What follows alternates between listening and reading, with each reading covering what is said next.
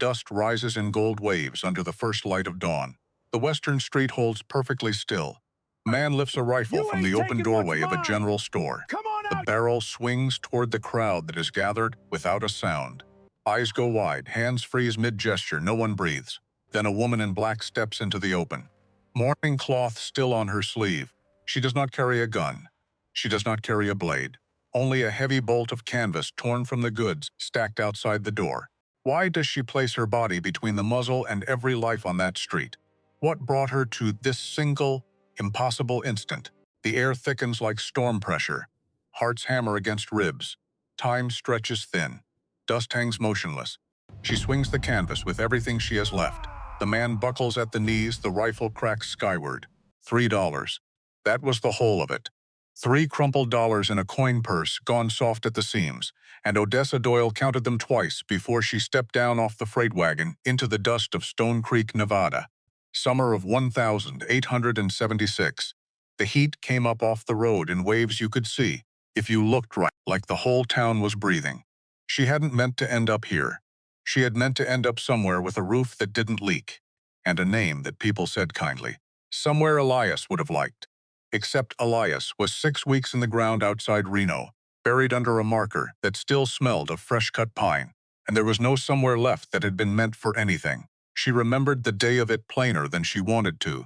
The messenger boy at the camp door, cap in his hands, too young for the errand he'd been sent on. The walk to the blasting site with her skirts catching on sagebrush she never once felt. The hillside cut wrong, a charge set where a charge shouldn't have been, and Elias standing closer to it than any man should have needed to stand. She had not been allowed to see him before the box closed. The foreman had called that a mercy. She had never once in 6 weeks since managed to feel it as one. 6 mourners at the grave. A minister who spoke kindly and vaguely about progress and sacrifice, words that fit a railroad company's ledger better than they fit a woman's grief. And a foreman who came to find her the following morning, not with his hat in his hands, but already halfway to his next excuse. Company matters go through the San Francisco office, ma'am. Not through me. She hadn't argued. What was there to argue? Standing in a rail camp, with the dead husband's tools still hanging on their nail, and a foreman already looking past her at the next thing on his list. She had simply nodded and thanked him for his time, because her mother had raised her to be polite, even when politeness cost her something she couldn't afford to lose. She did not have the fare to San Francisco. She had the fare to Stone Creek, and a letter of reference from the camp minister that she suspected she knew would carry the weight of nothing at all once she handed it across a counter. The wagon driver set her trunk down in the road without looking at her twice, snapped the reins and left her there in a cloud of his own dust. Odessa stood a moment just breathing it in, because that was the thing about grief nobody warned you of. It didn't stop for scenery, didn't pause politely while you got your bearings. It rode along in your chest, no matter where the wagon took you, and it didn't care one bit that you were standing in a strange town full of strangers who were already deciding what you were, before you'd said a single word to any of them. Wagons choked the main street, freighters hollering over grain prices, a blacksmith's hammer somewhere behind the feed store, steady as a heartbeat that wasn't hers anymore. Not since Reno. Not since the pine box and the 6 mourners and the minister's careful words about a life cut short in service of progress. Dust rose gold under every wheel that passed. Odessa picked up her trunk by its rope handle, felt the rope bite into her palm, and started down the boardwalk, reading the signs above the doors like they might tell her something true about the place she'd landed. General store. Land office. A boarding house with a card in the window. No vacancy. Though the woman behind the glass watched her walk by with an expression that said the vacancy wouldn't have mattered either way, Odessa held that look a half-second longer than was comfortable, just to see if it would soften. It did not. She tried the dry goods store first. Because she could sew a straighter seam in an hour than most women twice her patience, and the man behind the counter had flour-dusted white across both forearms and looked honestly like a man who could use the help. Afternoon, she said, setting her trunk just inside the door. I'm told you might be needing hands for the counter, or for mending stock. He looked her over. Slow. The way a man looks over a horse he's already decided not to buy but hasn't worked out how to say so politely yet. Positions filled, he said. Filled this morning. I passed this store not 20 minutes past. Almost. There's Haskell. Mr. Haskell, there was no one behind that counter. 20 minutes ago. His jaw worked once. Filled this morning, he said again. Like repeating it, made it truer the second time. Sorry for your trouble. She wasn't sorry for it. Neither, she suspected, was he. The land office came next, and there a thin man with spectacles actually laughed quick, startled, gone almost as fast as it arrived at the notion of hiring her for anything that required a horse and a saddlebag full of survey chains. No offense meant, ma'am. None taken, she said, which was a lie, and they both knew it, and neither one of them said so out loud.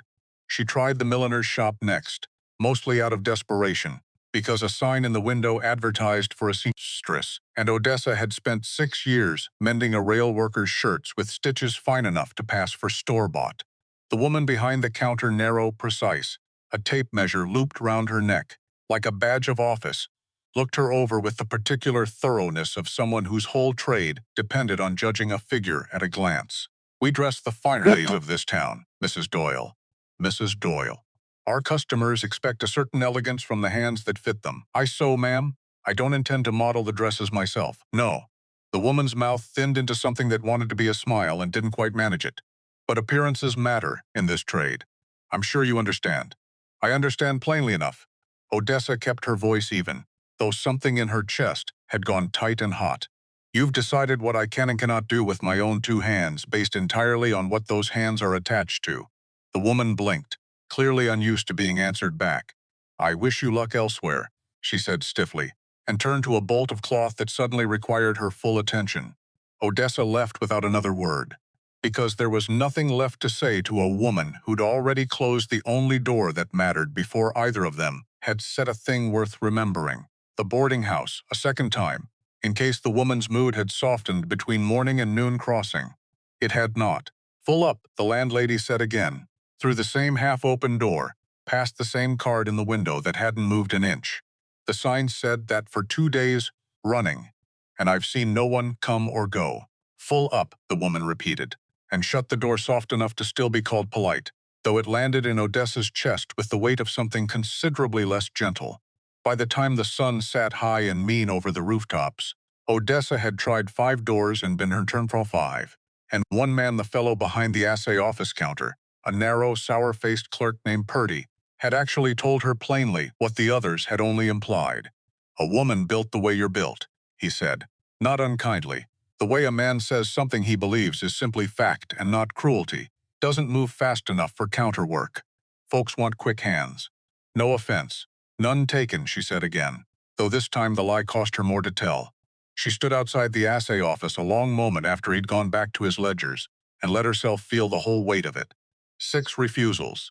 6 doors that had shut, some soft and some plain, and every one of them had looked at her shape before they'd looked at her hands. Her mind, the 6 years she'd spent keeping a rail worker's books, straight enough to keep a roof over both their heads through 3 hard winters.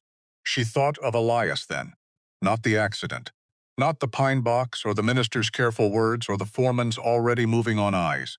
The other Elias, the one who used to lean over her shoulder while she worked figures by lamplight and say, low enough that only she could hear it, Odessa Doyle, you could balance the whole territory's books before breakfast and still find time to burn my flapjacks. She had never once burned a flapjack in 6 years of marriage.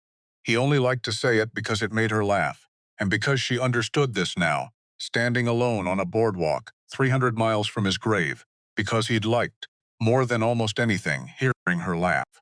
Nobody in Stone Creek looked like they wanted to hear her laugh. Nobody in Stone Creek looked like they wanted much of anything from her at all, except for her to disappear back the way she'd come. Except she had nowhere to disappear to. That was the plain arithmetic of it, and she'd never in her life been afraid of arithmetic. She was still standing there, working out what door she hadn't yet tried, when she heard the horse. An easy trot, unhurried, coming down the middle of the street like the rider, had never once in his life felt the need to rush anywhere for anyone. Odessa turned mostly out of the animal instinct. 6 weeks of flinching had taught her and saw a big raw-boned bay gelding, 16 hands if he was an inch, ridden by a man who sat him like he'd been carved into the saddle rather than placed there by any ordinary means. He wasn't dressed like town. A buckskin jacket gone soft and dark with weather. A hat that had clearly seen more winters than most of the buildings lining the street. a rifle scabbard worn smooth from use, not show. He had the look of a man who came down out of the high country, rarely enough that Stone Creek still noticed every time when he did. He reined up outside the feed store, not 10 feet from where she stood, and swung down in one motion that didn't waste a single ounce of effort doing it. And then he looked at her, not the way the shopkeepers had, not up, then down, then past, like she was an obstacle in the middle of his day. Straight on, like she was a woman standing on a boardwalk and not a problem he'd need to find a polite way around. Ma'am. He touched 2 fingers to his hat brim. You look like someone who's been asking around town and not getting far with it. Is it that obvious? You've got the walk of a woman turned down 5 times before lunch. 6. Something shifted in his face, not quite a smile. Closer to the beginning of one, held in check, guessed low then. He tied the bay off at the rail, unhurried, like the whole conversation could wait on him and not the other way around. When he turned back, he didn't offer his name right off. Just studied her a moment the way. She'd think later. A man studies a horse he's already half decided to buy but wants to be sure of first. Roan Sutter, he said finally, holding out a hand. She took it. His grip was careful. Like a man used to being stronger than most things he shook hands with, and mindful of it every time. Odessa Doyle. Mrs. Doyle. His eyes caught the black band at her sleeve, the only mourning she'd been able to afford, and he didn't ask about it, which she counted, quietly, in his favor, because half the town had asked, and the other half had simply looked at it long enough to make the asking unnecessary. You looking for work, he said, or looking for a way clear of Stone Creek. Work. I've nowhere else that wants me badly enough to buy the ticket out. He was quiet a moment, long enough that the quiet itself started to feel like an answer she wasn't going to like. I'm not hiring, he said. Her chest went tight, because 6 refusals hadn't prepared her for a 7th, not from a man who'd looked, for one strange minute, like he might turn out to be different from every door that had shut on her since sunup. She felt her face start to arrange itself into the polite, practiced nothing she'd worn all day, and she turned to go before it could crack into something less practiced. I'm asking, he said, before she'd gone 2 steps. There's a difference. She stopped. I've got 400 head up in the high country, he went on, a foreman who can't keep a column of figures straight to save his own hide, and a bunkhouse full of men who'd sooner let their shirts fall clean off their backs than touch a needle and thread. I need someone who can read a ledger, mend a seam, and not go faint at the sight of a branding iron. That's a great many things to ask of one woman, Mr. Sutter. It's not charity if that's what you're bracing for. Something flat and plain in his voice. Not unkind. Just factual, the way a man states the weather. It's a job I can't run the place without. So far nobody in this town's been fool enough to want it. Why not? Because I pay a widow the same wage I'd pay a man, and Stone Creek doesn't much care for that arithmetic. He shrugged, like it cost him nothing at all to say it plain. Neither do some of my own hands care for the notion of taking orders from a woman built the way you're built. Some men round here think a woman's got to look a certain way before she's allowed to be useful. Odessa felt her spine go straight without deciding to send it there, and you don't. I think a woman who can add a column faster than my foreman, and hasn't fainted once in 6 refusals today, is exactly the kind of useful I'm short on. He tilted his head, and this time the almost smile made it the rest of the way. You interested, Mrs. Doyle?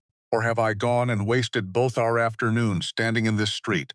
She thought of the $3 in her purse, the boarding house that had no room for her, twice, with the same sign both times, the 6 doors that had shut polite and quick, like she was a draft they were keeping out of a room that had never once been warm to begin with, and this one man, standing in the dust with his hat pushed back, asking instead of deciding for her. Yes, she said, before she'd entirely finished thinking it through. Yes, Mr. Sutter? I'm interested. Something in his face eased, not quite a smile. Still, closer to a held breath finally let out. Cold Ridge, he said. That's the outfit. Climbs up into the pines a fair piece from here, so you'll want to ride, not walk. I've a wagon coming down within the hour for supplies. You're welcome to it. He turned toward the feed store, then stopped, and looked back at her once more, like he wanted to be certain she was real, and not some trick of the heat playing tricks on a long, hard day. For what it's worth, Mrs. Doyle, every door in this town that shut on you today, that's their arithmetic, not yours. He went inside before she could find an answer for that, which was just as well, because she didn't have one yet. The wagon came for her within the hour, Same as promised, driven by a lean, sun-cured older man who introduced himself as Otis Marsh and said little else at first, though what he did say came kind and unhurried. He helped her up onto the bench seat with a hand that didn't hesitate over her weight, the way so many hands in town had seemed to that morning. Settled her trunk in the bed without a single word of complaint about it. Clicked the mules into motion while Roan rode ahead on the bay, already a good stretch up the road before the wagon had properly gotten moving. The road climbed. Not gradually. Odessa had ridden enough freight wagons in her life to know gradual but steadily, switching back through stands of pine that thickened the higher they went, the air cooling by degrees until the dust of Stone Creek felt like something that had happened to another woman entirely. Otis pointed out landmarks now and then. A creek crossing where the water ran fast and clear over stones the color of old coins. A rock formation shaped if you squinted like a bear curled up asleep. "Been with Mr. Sutter long?" she asked. "Somewhere past the third switchback. Going on 11 years. Otis didn't look at her when he spoke, kept his eyes on the mules and the road. Out here she was learning. That was simply how men talked, sideways, like looking straight at a thing made the words harder to get out. Knew his daddy before him. Ran this outfit different. His daddy did. Talked more. Trusted less. A pause. Roan's the other way round. Trusts more than he talks. Took me a good year to understand that wasn't the same as trusting easy. And Mr. Pruitt? Something in Otis's jaw shifted, careful, the way a man handles a thing he doesn't want to drop. "Pruitt talks plenty," he said finally. "Whether it's worth hearing is another matter entirely, Mrs. Doyle. You'll form your own opinion soon enough. Most folks do." And the man Mr. Sutter mentioned, Vance. Otis's hands went a shade tighter on the reins. Just a shade. She wouldn't have caught it if she hadn't spent 6 years learning to read the small things men didn't say out loud. "Harlan Vance owns near everything below the fork," he said finally. "Owned the Whitfield place 2 seasons back too, matter of fact. Whitfield ran cattle same as Roan does. Smaller outfit, but a good one.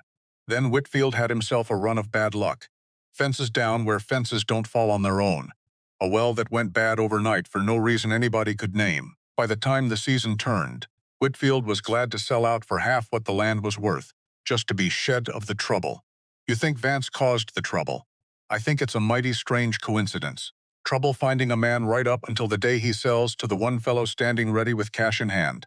Otis's mouth pressed thin. "Can't prove a thing. Whitfield sure never tried to. Man just wanted to be gone by then. But Roan remembers it. And I'd wager it's sitting somewhere in the back of his mind every time Vance comes calling with another offer. And now Vance is calling on Cold Ridge. Been calling for the better part of 2 years. Roan's turned him down flat every time." Otis glanced at her sideways just once. "You didn't hear any of this from me, Mrs. Doyle. Roan don't care for it being talked about, on account of it not being proven, and him not being a man who likes throwing accusations around loose. But you strike me as someone who ought to know the shape of the ground you're standing on." "Thank you, Mr. Marsh. Otis'll do fine."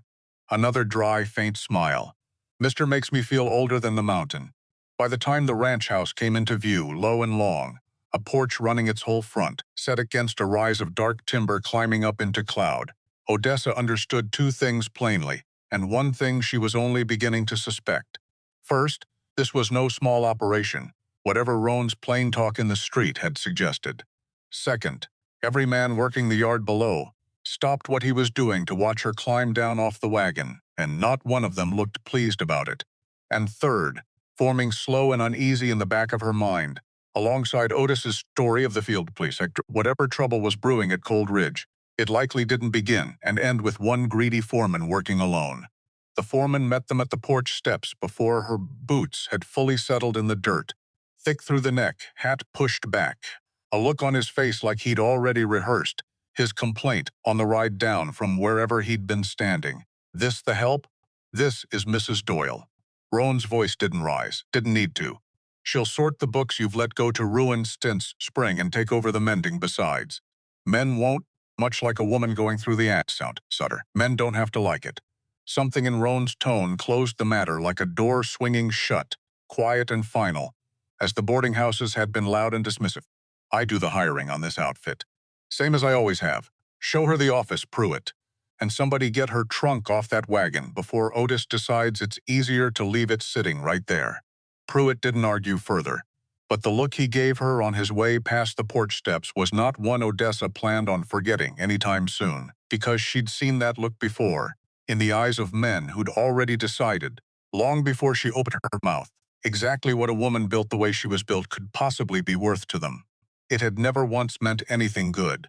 A younger hand near the corral fence, lanky, maybe 20, with a mouth that looked like it enjoyed its own opinions more than most, leaned over to the man beside him and said something low that carried anyway, the way things said quiet in a small yard always seemed to.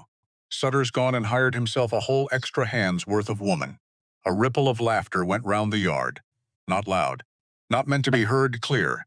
Exactly meant to be heard just enough. Odessa kept her chin level and her eyes on the porch steps, because she had learned, in 6 weeks of widowhood and 1 long day of Stone Creek's arithmetic, that giving a man like that the satisfaction of a reaction only fed whatever it was he was hungry for. Wade. Roan's voice again, quieter this time, but it landed in the yard like a dropped bucket. You've got fence to mend on the north pasture. Best get to it before dark finds you still standing round with your mouth doing work your hands ought to be doing instead. Wade Tolliver's grin didn't fully go, but it thinned considerably. He touched his hat toward Roan, not toward her, and ambled off toward the barn with a slowness that was its own kind of insolence. Don't mind him, Otis murmured, coming up beside her with her trunk balanced easy on one shoulder like it weighed nothing at all. Boy's mouth runs faster than his sense most days. Ranch'll set him straight eventually. Ranches usually do. She wanted to believe him. She wasn't entirely sure, standing in that yard with a dozen unfriendly eyes still on her, that she did. The office turned out to be a cramped room off the main house. Ledgers stacked crooked on a shelf that hadn't seen a dust rag since spring, at the earliest, and Odessa suspected considerably longer than that. Dust hung thick in the slant of light through the one window. Somewhere out past the corral, a dog barked twice and gave up on the whole enterprise. Same as half the men in that yard, seemed to have already given up on the notion that she belonged there at all. She sat down at the desk that first evening, with a little lamp for company, and began working through what looked, at first glance, like 6 months of a blind man's arithmetic. The heat of the day hadn't fully broken by sundown.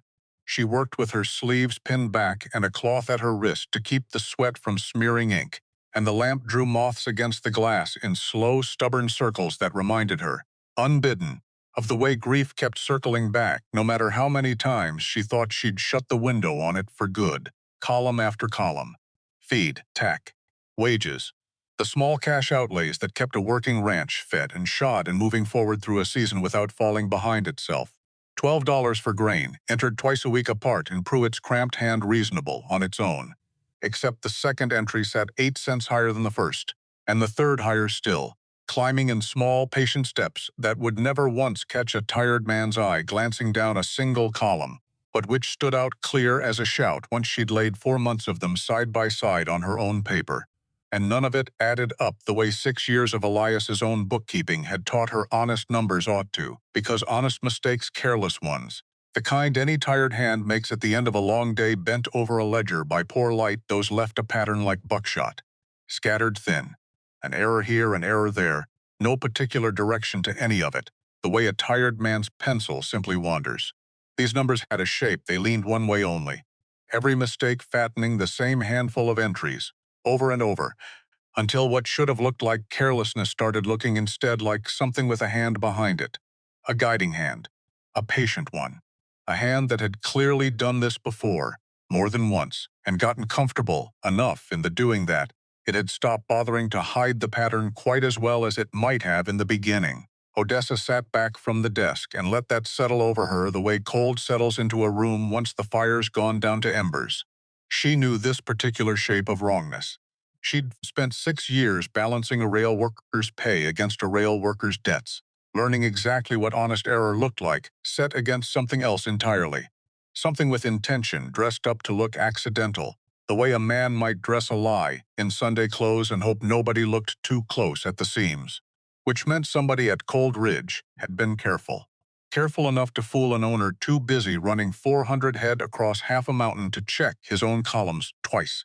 Careful enough, likely, to fool an owner who trusted the men under him more than he trusted his own gathering suspicion. She thought, working through the 4th column by lamplight with her shoulders aching, and her eyes gone dry from the strain of Elias leaning over hers just like this. Odessa Doyle, he'd have said, "You found yourself a genuine puzzle this time." And she'd have said, back at him, "Every time, puzzles don't scare me, Elias.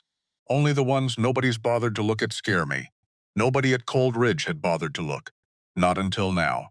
She worked past the point where her eyes ached, and the lamp burned low enough that the moths gave up their circling and settled somewhere she couldn't see in the dark corners of the little room. By the time she finally banked the wick and let the dark come fully in, she had 4 pages of her own careful notes, columns cross-checked twice against each other, dates circled where the pattern repeated itself with an almost arrogant consistency, and a feeling in her chest she hadn't let herself feel since Elias died. Not grief. Purpose.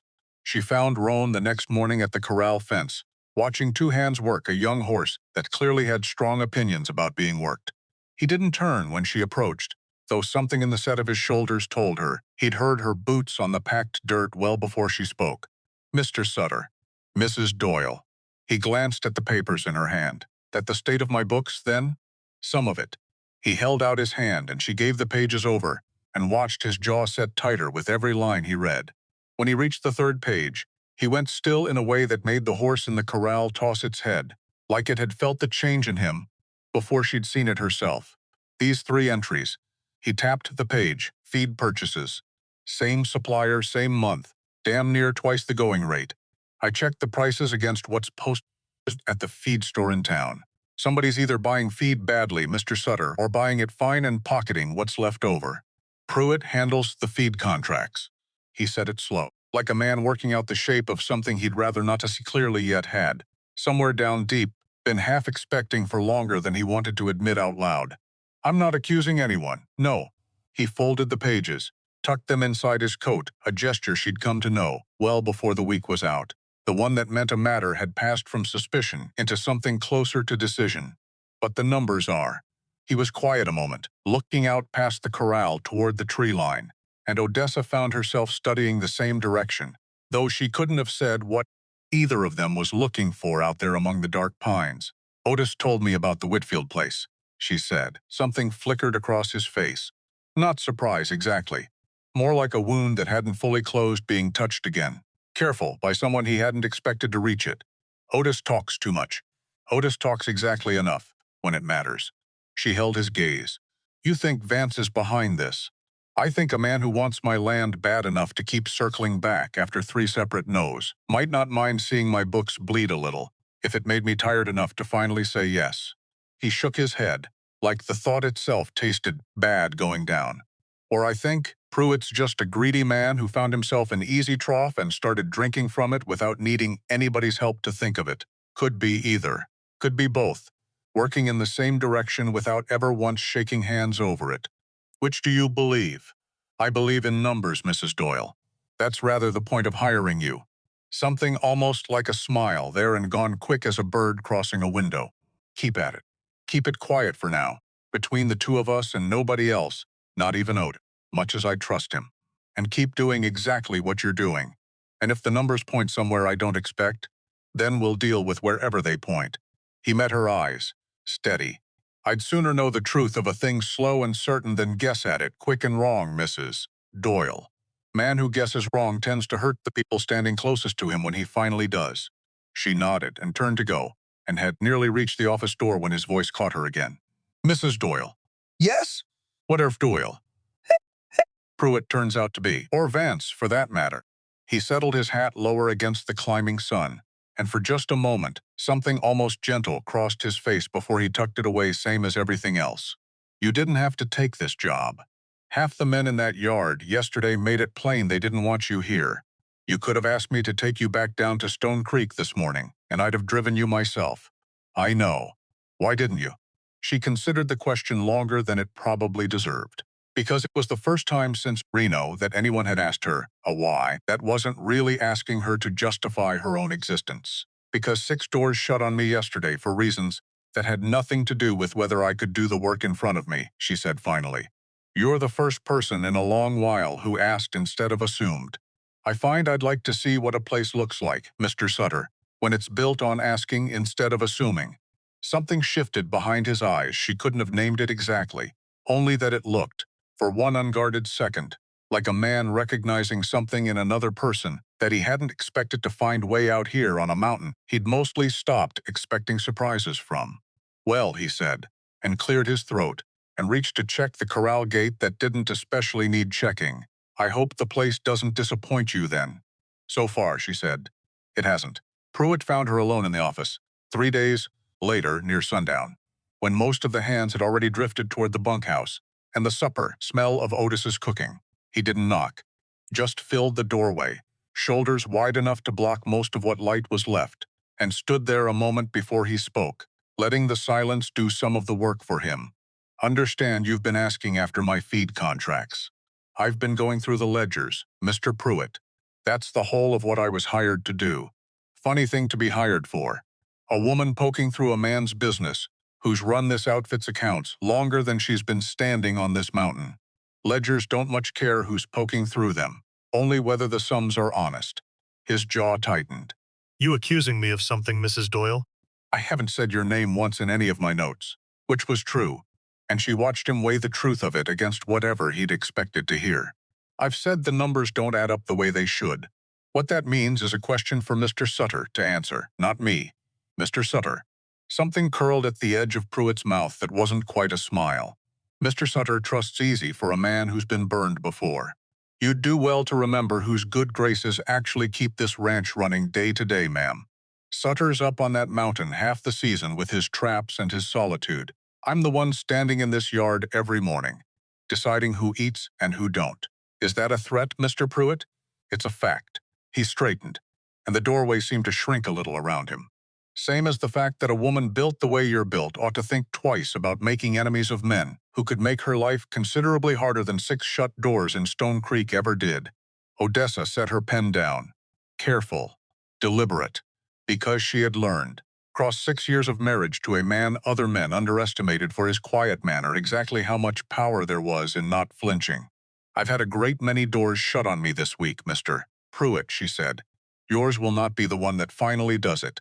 He held her gaze a moment longer, jaw working, and then turned and left without another word, his boots loud on the porch boards, in a way that told her plainer than speech how much her answer had cost him to swallow.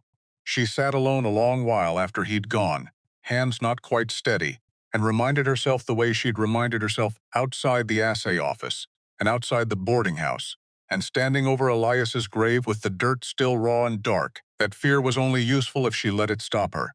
She had no intention of letting it. The days at Cold Ridge took on a shape of their own, mornings in the office with the ledgers, the numbers slowly surrendering their pattern to her the longer she sat with them, one careful column at a time, cross-checked against feed store receipts. Otis quietly fetched for her from town without ever once asking why she wanted them. Afternoons mending shirts and harness leather in the shade of the bunkhouse porch, where most of the hands kept their distance in a silence she'd learned, by her second week, to prefer over open unkindness. Most of them, not all. Wade Tolliver couldn't seem to pass her without some comment aimed just soft enough that he could claim, if pressed, he hadn't meant anything by it. "Careful with that needle, Mrs. Doyle," he said one afternoon, dropping a torn shirt in her lap with more force than the task required. "Hate for you to work up an appetite doing it." She didn't look up, Mr. Tolliver. "Bet you will." A grin, quick and thin. "Bet you manage most everything, way I hear it. Word travels fast on this ranch. Faster than you'd think." He leaned against the porch post, arms crossed, clearly enjoying himself. "Some of the boys are taking bets on how long you last. Figured a woman your size wouldn't make it a week up here doing real work. And what did you wager?" That caught him off guard. His grin flickered. "Didn't wager anything." "Cowards bet," she said, mild as anything, threading her needle without looking up. "Not wagering at all. Means you don't have to be wrong about me out loud." Otis, mending harness a few feet down the porch, made a sound that might have been a laugh disguised as a cough. Wade's ears went red, and he found somewhere else to be considerably faster than the conversation strictly required. "That's the first time I've seen that boy at a loss for a comeback," Otis said, once Wade was well out of earshot. "Won't be the last time I give him one if he keeps at it." "No," Otis said, and there was real warmth in it now. "I don't imagine it will be." The kitchen fire nearly took the whole pantry wall down on the 9th day. Odessa had stepped out only a moment long enough to fetch water from the spring house and came back to find the grease pan flared up sudden and ugly, flame already licking toward the dry shelf of kindling stacked too close beside the stove. One of the younger hands stood frozen in the doorway, water bucket forgotten at his feet, shouting for help that wasn't going to arrive fast enough. She didn't shout, didn't freeze either. She grabbed the heavy lid off the stew pot and clapped it down hard over the grease pan, smothering the flame in one motion, then swept the burning kindling off the shelf with a folded feed sack before it could catch the wall behind it. The whole business took perhaps 10 seconds, start to finish, and by the time Otis came running with a bucket he needn't have bothered filling, the fire was out and Odessa stood there a little breathless, her hands steady despite the pounding in her chest.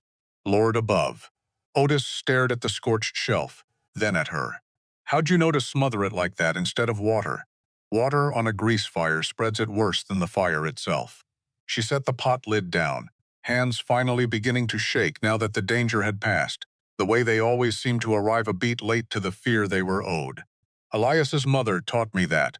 First winter we were married, camp cook fire caught the same way. I never forgot it. Word of the fire moved through the ranch faster than the smoke had. By supper, even Wade Tolliver had gone quiet on the subject of her size, and Amos Fletcher, of all people, made a point of thanking her twice for saving what would otherwise have been a hungry week for every man on the place. Roan heard of it from Otis before he heard it from her, and found her afterward at the corral fence, studying her a long moment before he spoke. Otis says you saved the pantry near single-handed. I put a lid on a pan, Mr. Sutter. Hardly worth the fuss being made of it. Man who freezes in front of danger, and a woman who acts without needing to think it through first.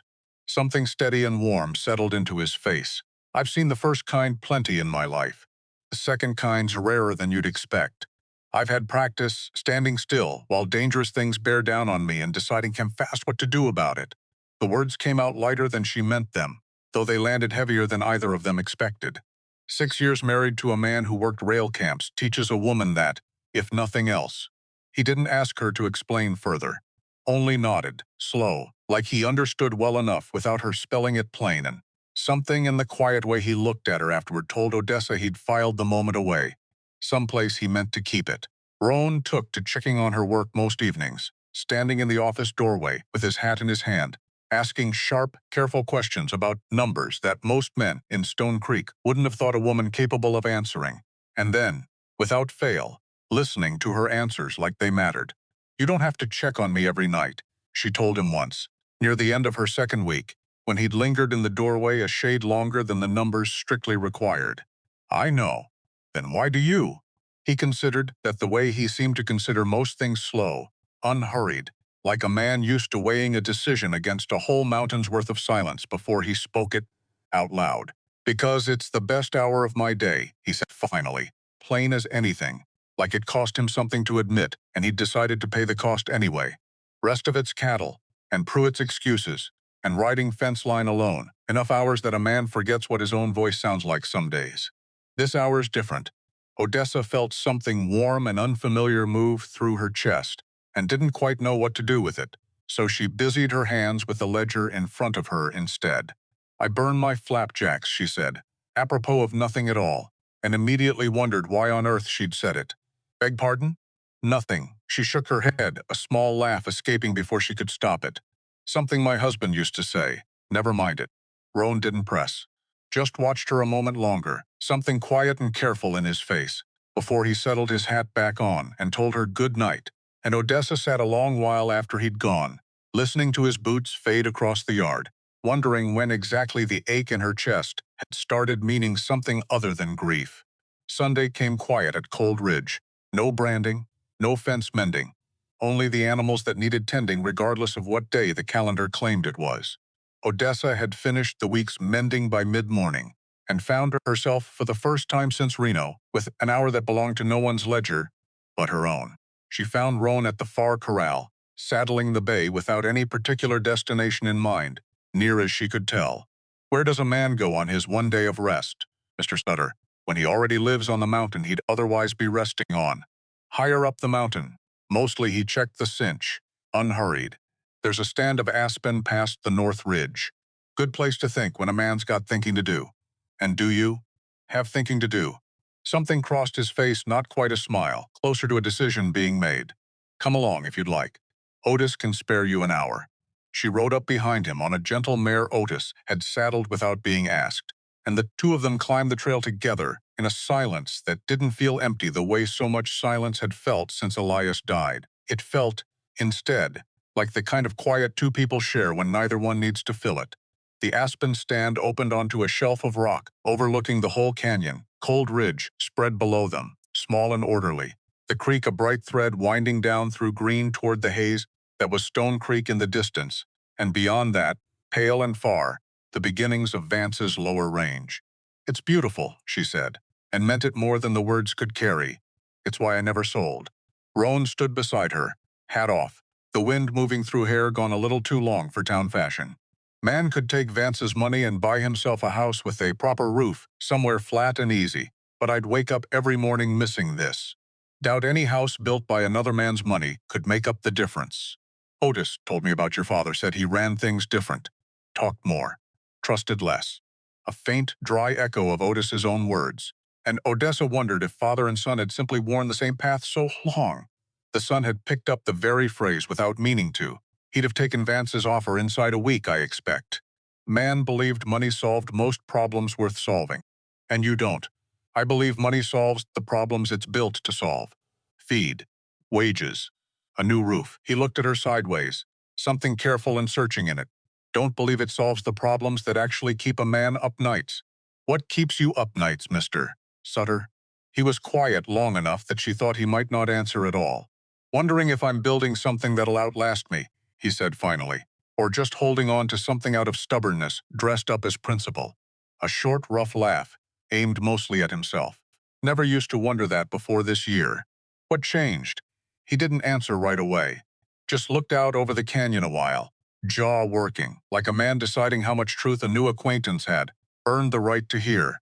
Vance's offers changed, he said finally, which she understood the way she'd come to understand a great many things about this careful, quiet man was not quite the whole truth, but was as much of it as he meant to hand over today.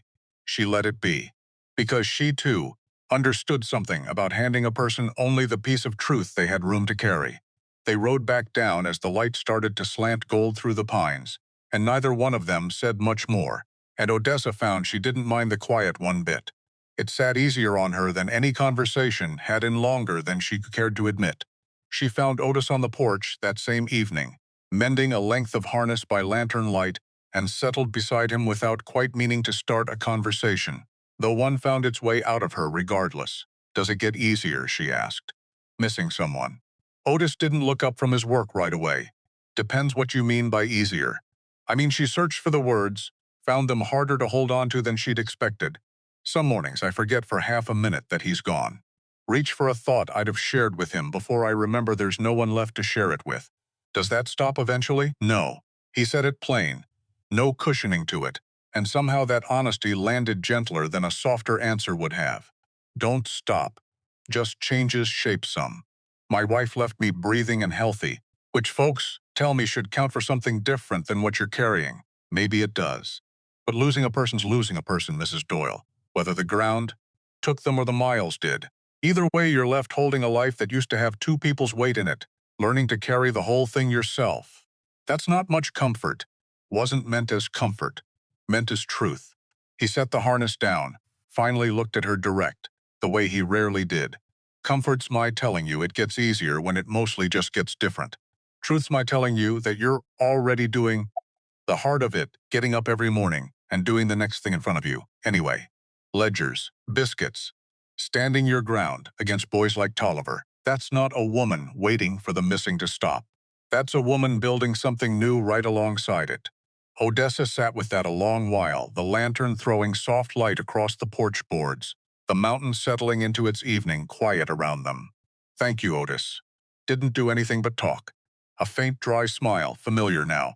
But you're welcome for it regardless.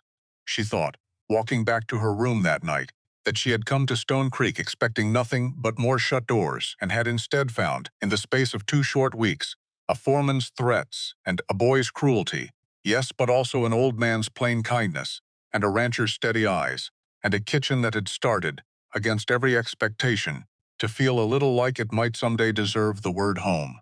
It was not nothing. She understood that plainly, sitting alone with the thought. It was, in fact, considerably more than she had let herself hope for, in a very long while. The bunkhouse kitchen, she learned over her first 2 weeks, ran on Otis's cooking, and whatever complaints the hands felt, entitled to voice about it, mostly good-natured, mostly ignored, the whole arrangement humming along like a machine that had long since worn itself smooth. She took to helping some evenings, more out of habit than obligation. 6 years of feeding a husband on a rail worker's wage had taught her more about stretching a supply of flour and salt pork than most cooks twice her experience. And Otis, after one evening of watching her rework his biscuit dough into something considerably lighter than his own, surrendered the kitchen to her without much of a fight. "Man be a fool to argue with results," he said, settling onto a stool to watch her work instead. "Pride only feeds him so far, Mrs. Doyle. These biscuits feed him considerably better." A quiet hand named Amos Fletcher, who mostly kept to himself and hadn't said 3 words to her since she'd arrived, allowed, over his second helping, that they were the best biscuits he'd had since his own mother's, and then looked so startled at having volunteered the compliment out loud that he didn't speak again the rest of supper. Wade Tolliver, to his credit, ate 2 helpings without a single remark about her size or her appetite or anything else, which Odessa understood, without either of them saying so, was as close to an apology as the boy currently had in him. Small things. She knew that. A biscuit wasn't a door held open, wasn't a wage paid fair, wasn't a man on a bay horse asking, instead of deciding. But she'd learned since Reno to take small things seriously. Because small things, added up patient and careful over enough evenings, had a way of becoming something considerably larger than themselves. Same as numbers did, in a ledger, if a person only troubled themselves to look. It was near the close of her second week that she saw Pruitt with the stranger. She'd gone out past the barn for air, the office having grown close and airless with the day's heat trapped inside it, and caught sight of him near the tree line at the ranch's eastern edge, too far off for words, but close enough to make out the shape of it. Pruitt, and a rider she didn't recognize, sitting his horse easy at the fence line, the way a man sits when he's got no intention of dismounting, because the conversation isn't meant to take long enough to warrant it. She couldn't hear a word of what passed between them.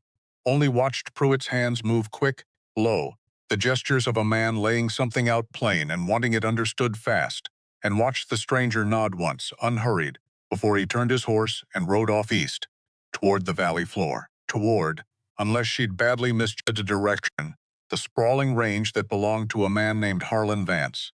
Pruitt stood at the fence a moment after the rider had gone, alone, and even from that distance, Odessa could read something satisfied in the set of his shoulders that she did not like one bit.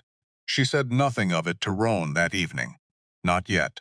Because she had learned, sitting with Elias's ledgers all those years, that a suspicion without a number to back it up was worth considerably less than patience. But she carried the sight of it with her all the same, tucked away beside her 4 pages of careful notes, and found herself, for the first time since climbing that mountain road behind Otis's mules, genuinely afraid of what the coming weeks might ask of her. Not afraid the way 6 shut doors in Stone Creek had made her afraid. That fear had been small and personal, a fear of being unwanted. This fear was larger, because it wasn't only her own future sitting exposed on that fence line. It was Roan's, and Cold Ridge's. And she was beginning to understand with a clarity that startled her a little, her own heart's quiet and unguarded, and entirely unprepared for how much it had already started to want a future here worth protecting. A letter came up from town 2 days later, carried by the same freight driver who'd left her standing in Stone Creek's dust that first afternoon. Roan read it standing at the porch rail, and Odessa, crossing the yard with an armload of mended shirts, watched his whole posture change the way a man's does when he's reading something he's read too many times before to be surprised by it anymore, and hates it a little more with each reading regardless. "Vance again?" she asked once she'd climbed the steps. "Vance again." He folded the letter along a crease already worn soft from handling a gesture. She noted with an ache she didn't examine too closely, that mirrored her own habit with Elias's unsent letter more than either of them likely realized. "Third offer this year. This one's got a deadline attached to it. First frost. Says market conditions being what they are, he can't guarantee the price holds past then. That's less than 3 months off. I'm aware of the calendar, Mrs. Doyle. Something tired moved through his voice, though not unkind, aimed more at the letter than at her. He caught himself, exhaled. Apologies. It's not you I'm short with. I know who it's aimed at. She studied him a moment. You're not considering it? No, flat. Certain. But a deadline's a different animal than an open offer. Standing there on the calendar, reminding a man exactly how much time he's got before somebody else decides for him. He looked out over the yard, toward the tree line where she'd watched Pruitt and the stranger part ways 2 days before, though she still hadn't told him what she'd seen. Man starts wondering what a deadline's actually counting down to, whether it's patience running out, or something else entirely. She thought of Pruitt's satisfied shoulders at that fence line, thought of the numbers leaning one direction only, patient and guided, month after month. Thought of Otis's story of the Whitfield place, fences down where fences don't fall on their own, a well gone bad overnight for no reason anybody could name. Mr. Sutter. She set the shirts down on the porch rail. There's something I ought to have told you 2 days ago. He turned to her fully then, something sharpening in his face at the change in her tone. I saw Pruitt at the east fence line, talking with a rider I didn't recognize. He rode off east afterward toward the valley. Toward, unless I've badly misjudged the direction, Vance's range. Roan went very still. The same stillness she'd seen in him the evening. She'd shown him the first 4 pages of her notes, a man absorbing a truth he'd half expected and hoped, right up until the moment it arrived, not to have to face. You're certain of the direction. Certain enough to have lost 2 nights' sleep over it, before deciding you needed to know. He was quiet a long moment, jaw working, the letter still folded tight in his hand. Then, we're no longer looking at a greedy foreman working alone, he said finally, low. We're looking at a man selling out the outfit that pays him, to the one outfit that wants it gone. I can't prove that from a glimpse across a fence line. No. He looked at her, and something in his eyes had hardened into a resolve she hadn't yet seen from him, not anger. Exactly. But its steadier, more dangerous cousin. But I mean to prove it from a ledger, given time. And you're the one who's been finding the proof, column by column, whether either of us wanted to see where it was leading. He folded Vance's letter once more, small and tight, and tucked it into his coat pocket alongside. She understood, without needing to ask the pages of her own notes he'd been carrying since that first morning at the corral fence. First frost, he said, half to himself, half to the mountains spread out gold and darkening around them. We'd best not still be guessing by then, Mrs. Doyle. We won't be, she said, with a certainty she hadn't fully earned yet, but meant to, before the season turned. That night, alone in the little room off the kitchen, Odessa sat a long while with Elias's letter unfolded in her lap, the paper gone soft and pale along its creases from months of handling. She had read it more times than she could count, looking for something in it she could carry forward. Company matters go through the San Francisco office. Not through me. The words weren't Elias's. They were the foreman's, the ones that had followed her out of that rail camp and down every mile since. Elias's own words, in his own uneven hand, only asked politely after wages he'd already earned, from people who'd never intended to give them to him whether he lived or died. She kept the letter because it was the last thing he'd written, not because it held any wisdom. It only held him. And some nights, sitting with that letter under the little lamp, while the mountain settled into its own dark quiet outside her window, Odessa let herself wonder carefully, the way a person tests ice before trusting their full weight to it, whether Cold Ridge might turn out to be more than a place that had simply agreed to pay her a fair wage, whether it might turn out to be a place that had, against every expectation Stone Creek had tried to hand her, actually asked. She thought of Roan's face at the corral fence that morning, the way something had shifted behind his eyes when she'd told him why she'd stayed, the careful way he'd folded her pages into his coat, like a man handling something he already understood, mattered more than he was letting on. The doorway, most evenings now, and the honest weight of his best hour of my day. She wasn't foolish enough to call it anything yet. She had buried one husband, 6 weeks past, and had no business turning her mind toward another man's steady eyes so soon after. But she folded the letter back along its worn crease, set it in the drawer beside her growing pages of careful notes, and banked the lamp for the night already turning over, in the quiet dark, the next column of Pruitt's numbers she meant to take apart come morning. Because whatever Harlan Vance wanted with this land, and whatever Silas Pruitt thought he'd gotten away with, and whatever Wade Tolliver believed a woman built the way she was built could or couldn't be worth, Odessa Doyle had not come 300 miles and buried a husband and survived 6 refusals in a single afternoon to be told one more time, by one more man, exactly what she was. She meant to find out for herself. And the numbers, patient as they were about to tell her a good deal more than any of them expected. First frost was a season away. Except a deadline once spoken aloud, had a way of shrinking every week that followed it. Odessa felt that shrinking now, every morning, before she'd even lit the office lamp, because a woman could tell herself she had months, and still wake each day, counting weeks instead.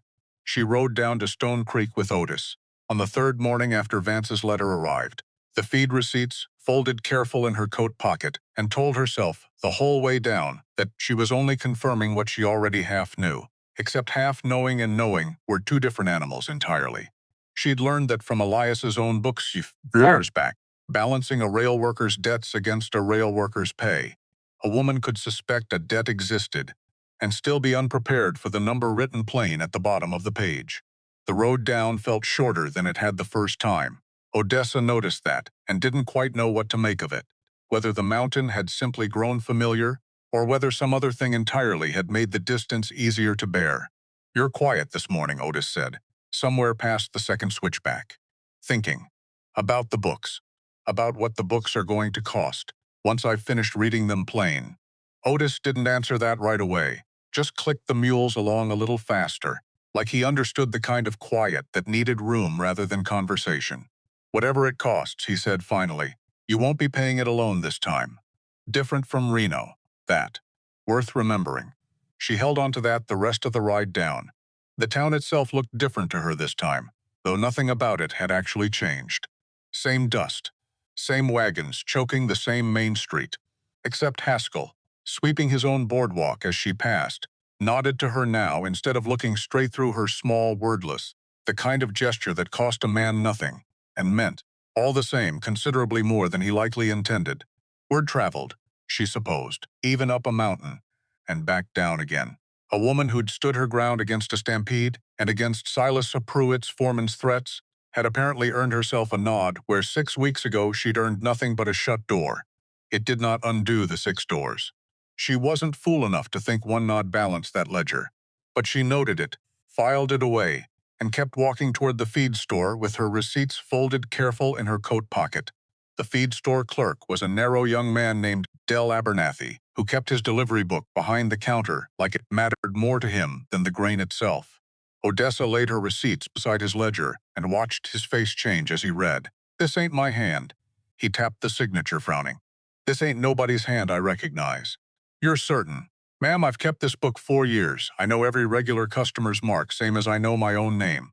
He turned the page back, forward, comparing one against the other, with the particular care of a man who took real pride in his columns. "Whoever signed for this delivery never set foot in my store. There's no account here under that name. Never has been one. You're sure there's no cousin? No relation to any supplier working under a different name?" "Ma'am, I'd know. This is a small town." He shook his head slow, like the whole business troubled him more than he'd expected it to. "Somebody's been billing your Mr. Sutter for feed. That never left this store." So there it was, plain as anything, written in a stranger's careful forgery. There was no cousin. There was no supplier at all. There was only Silas Pruitt, inventing a man out of thin air to steal from a rancher who trusted him, and doing it patient enough, and long enough, that nobody had thought to look until a widow, with $3 and nowhere else to go, had sat down at a dusty desk and started counting. She thanked Del Abernathy, folded her receipts back into her coat, and walked out onto the boardwalk where weeks before, 6 doors had shut on her one after another. The dry goods store, the land office, the milliner with her narrow judging eyes. None of it looked the same to her now. Not because the town had changed, because she had. Odessa rode back up the mountain with the truth of it sitting heavy in her chest the whole climb. Because now it wasn't only Vance's ambition, circling the ranch from the outside, patient and waiting. It was Rot, sitting right in the middle of Cold Ridge, wearing a foreman's hat and eating at Roan's own table every night.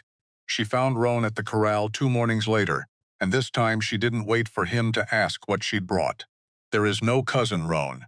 She'd stopped calling him Mr. Sutter somewhere in the last 2 weeks, though neither of them had remarked on when the change happened.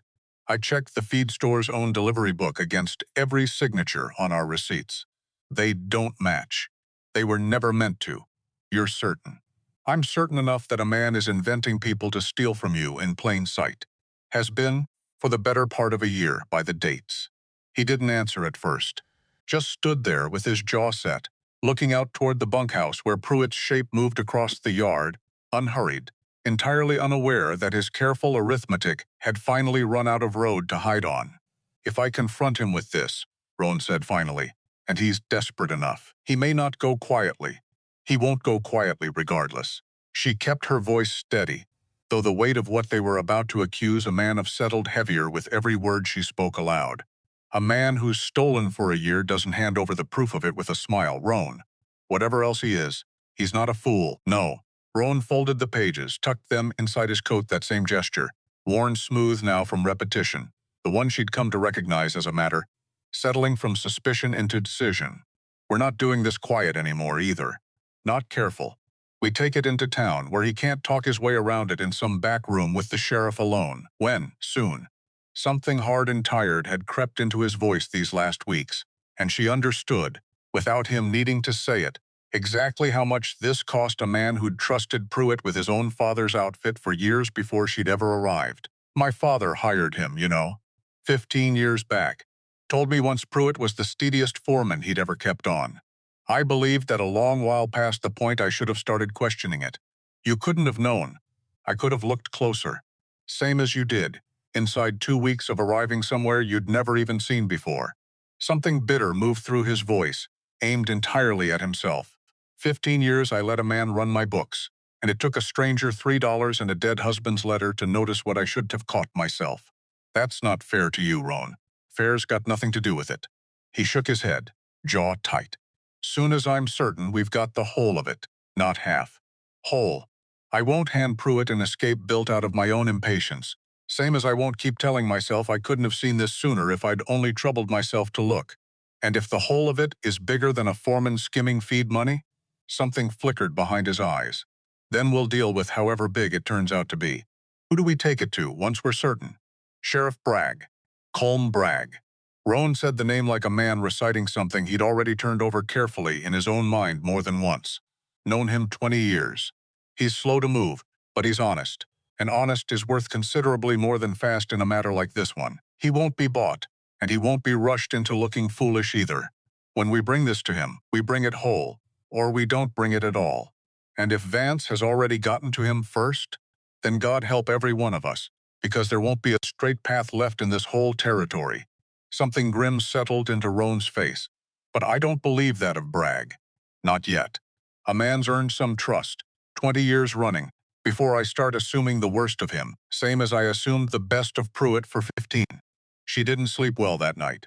Kept turning the coming confrontation over the way she'd once turned over Elias's unsent letter, looking for the version of tomorrow that ended without anyone getting hurt. She didn't find it, because there wasn't one to find. Nah, not with a man like Pruitt standing at the center of it, and a man like Vance, she suspected, standing patient somewhere behind him. The heifer broke loose from the branding pen on a Tuesday, panicked and heavy enough to break a leg, or worse, if it struck anyone standing in its path. Odessa had been crossing from the spring house with an armload of linens when she heard the shouting start up behind her. She turned too slow, she'd think later, though there hadn't been a faster way to turn, and found 800 pounds of animal bearing down on her with nowhere to run that would clear it in time. Because there wasn't time to think it through proper. There wasn't time for anything except the single thought arriving whole and complete, the way true fear arrives. Move. Except moving won't be fast enough. So don't move. Do something faster than moving instead. She flung the linens wide, shouted loud and sharp, a sound she didn't recognize as her own voice until it was already out of her. A sudden white flare of cloth against the dust, and the heifer spooked sideways just enough, just barely enough, that it thundered past her shoulder instead of through it. Close enough she felt the heat off its flank. Close enough her heart forgot, for one full second, how to keep beating at all. Then it was past her, gone thundering toward the open gate. Two of the hands were already scrambling to close behind it. And Odessa stood there in the settling dust, linen scattered white across the dirt at her feet, her whole body shaking in the particular way a body shakes only after the danger's already passed, and there's finally room for the to arrive. Roan reached her at a dead run, breathing hard, hands moving over her shoulders and arms, before he seemed to remember himself, and stopped short, like he'd caught himself reaching for something he hadn't yet earned the right to hold. You didn't move. There wasn't time to move. Her own voice sounded strange to her, thin and far away, like it belonged to someone standing a good distance off. Only time to think of something faster than running. It worked. That's all that matters, isn't it? It worked because you didn't panic. He said it like the words cost him something to admit out loud, like he was still catching up to what he'd almost watched happen from 100 yards off, powerless to close the distance in time. Most people freeze solid in front of a stampeding animal, Odessa. Freeze, or run the wrong direction, or scream and do nothing useful with the screaming. You found a way to turn it aside instead. Fast, clear-headed, like you'd rehearsed it. It wasn't courage.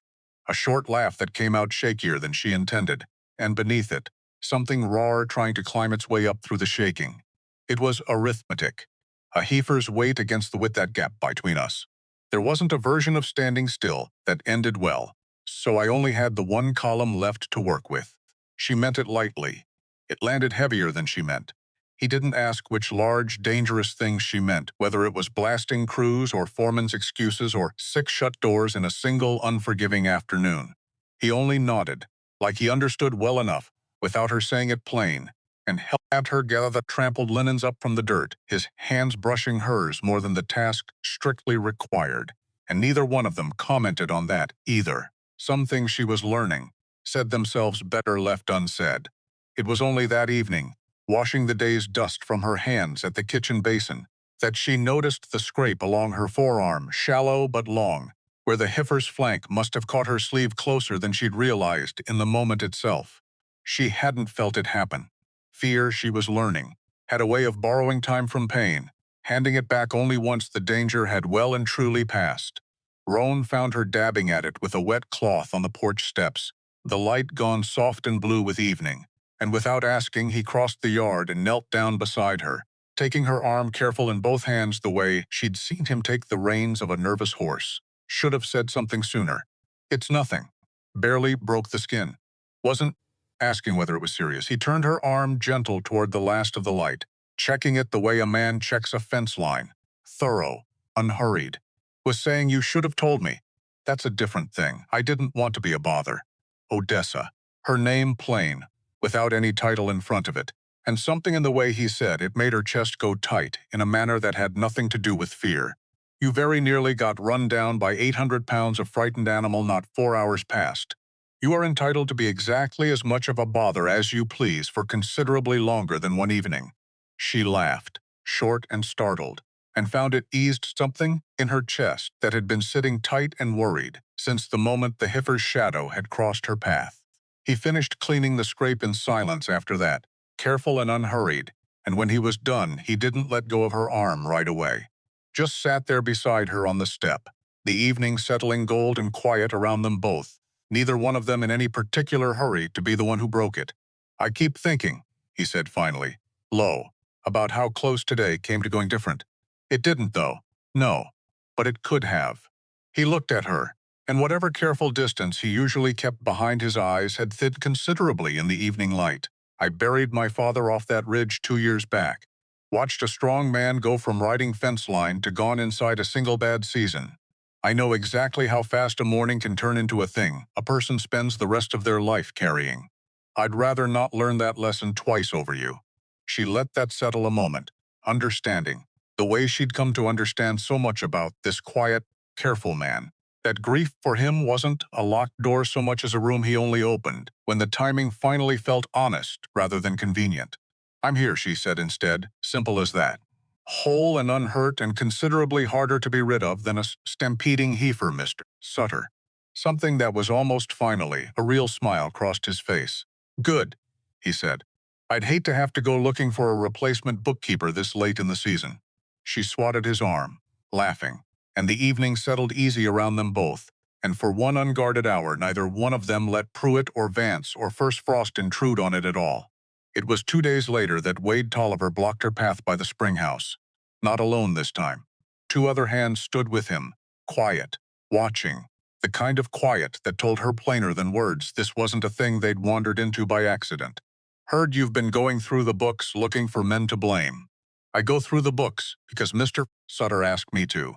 Funny how it always seems to land on somebody, though. Don't it?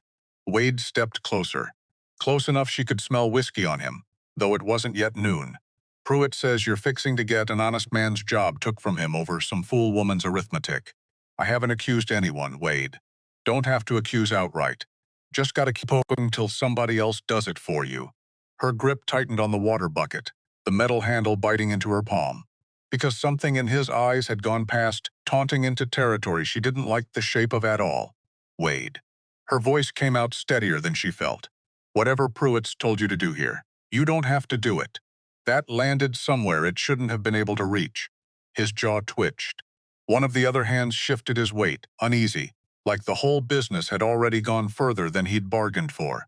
Don't know what you're talking about. I think you do. The sound of hooves came fast around the barn corner before he could answer further. The bay cutting between her and the three men so close Wade had to jump back or be run down entirely. Roan was off the horse before it had fully stopped, and whatever was on his face sent all three men looking, urgent for somewhere else to be. Wade. Quiet.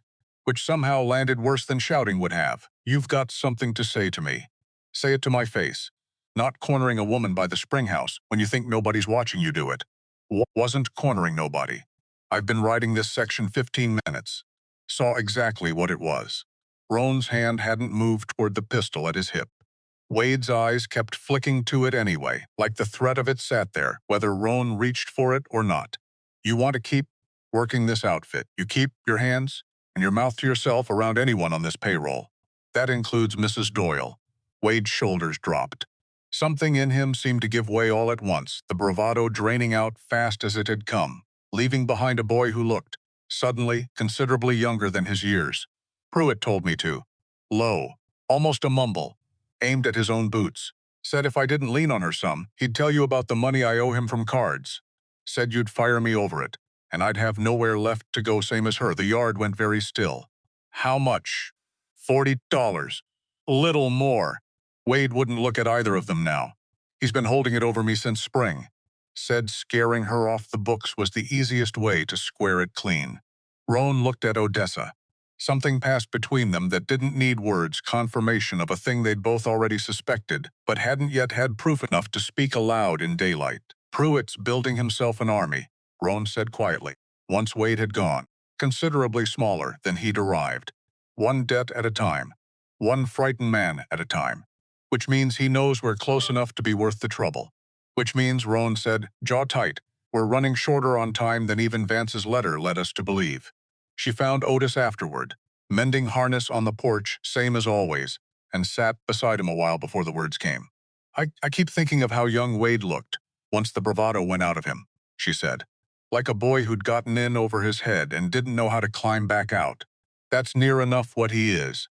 Otis didn't look up from his work. $40 is a mountain of debt to a hand making cowboy wages, Mrs. Doyle.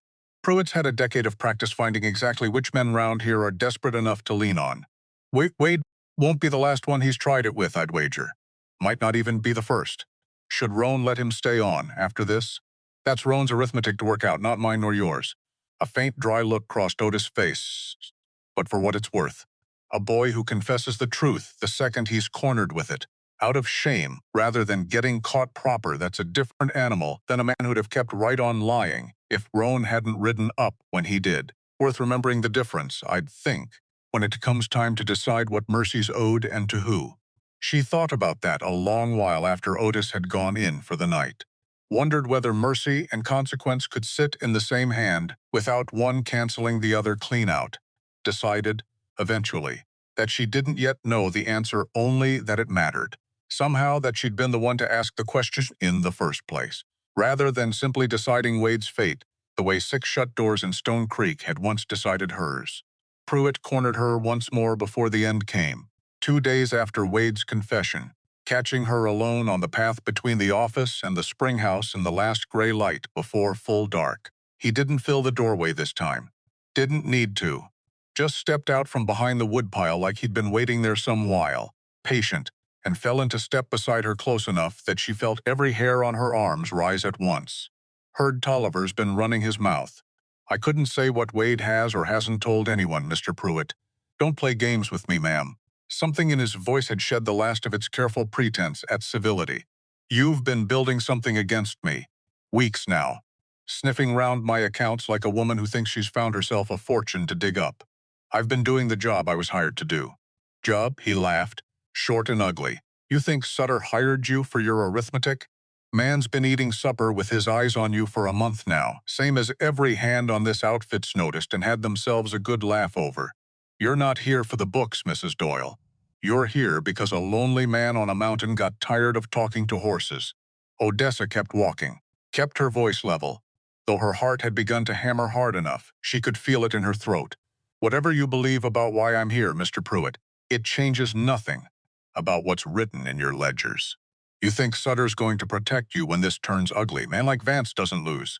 Not to a rancher too stubborn to sell, and sure as anything not to some fat widow, playing detective with a dead man's bookkeeping tricks. His voice had dropped low mean, aimed to wound rather than merely warn. You ought to have stayed wherever it was you crawled up from. Would have saved yourself the trouble of finding out the hard way what happens to people who dig where they've been told plain not to. She stopped walking then, turned to face him fully, chin level, though her hands had gone cold as creek water at her sides. I have been called worse things by better men than you, Mr. Pruitt, in a town that shut 6 doors on me before noon. Her voice came out steadier than she had any right to expect. You do not frighten me half so much as you seem to think you do. Something ugly flashed across his face, surprise maybe, that the fear he'd aimed for hadn't landed the way he'd expected it to. We'll see how brave you're still feeling, he said. Lo, once first frost comes and goes and you're standing in the ashes of whatever you thought you were building here. He walked off into the dark without waiting for an answer, and Odessa stood alone on the path a long moment, breathing hard, before she made herself walk the rest of the way to the spring house on legs that didn't feel entirely steady beneath her. She told Roan of it that same night, watched his face go through anger, and something that looked uncomfortably close to fear for her sake, before settling into the same hard resolve she'd come to recognize as the shape he wore, whenever a decision had finally fully made itself. He shouldn't have said that to you. He said considerably worse than that, Roan. I've weathered worse from kinder-looking men. Doesn't make it right that he said it at all. Something protective moved through his voice, low and certain. We move faster now. I don't care if we've got every last page of proof lined up perfect. I won't have that man threatening you under my own roof one more night than absolutely necessary. That night, alone in her room, Odessa sat a long while without lighting the lamp at all, letting the dark settle around her the way it settled over the mountain outside her window. Pruitt's words kept circling back no matter how many times she tried to set them down. Fat widow. Playing detective. As though her body and her grief together added up to something a man could simply wave away with an insult. The same arithmetic Stone Creek had tried on her the very first afternoon. Except it hadn't worked then either. She thought of Elias, and what he'd have said, hearing a man like Pruitt talk to her that way. Thought of her own mother, further back still, who used to tell her that unkind words were only ever a mirror, turned the wrong direction, showing you considerably more about the person speaking them than about the person they were aimed at. She believed that, mostly. Some nights, it was easier to believe than others. Tonight, sitting alone in the dark with her heart still not fully settled from the walk back from the spring house, it took her longer than she would have liked to let the belief win out over the sting. But it did win out. Eventually. Same as it always had. Because she had not walked 300 miles and buried a husband and stood her ground through 6 shut doors and a stampeding heifer and a foreman's every threat, only to let one more cruel man's arithmetic be the thing that finally broke her. She lit the lamp after all, some while later, and pulled her 4 pages grown to a dozen now, and growing still from the drawer and went back to work. Because that, she had learned, was the truest answer she owned to a man like Pruitt. Not silence. Not tears, though she'd shed plenty of those in private these past 6 weeks and would likely shed more before this was through. Numbers.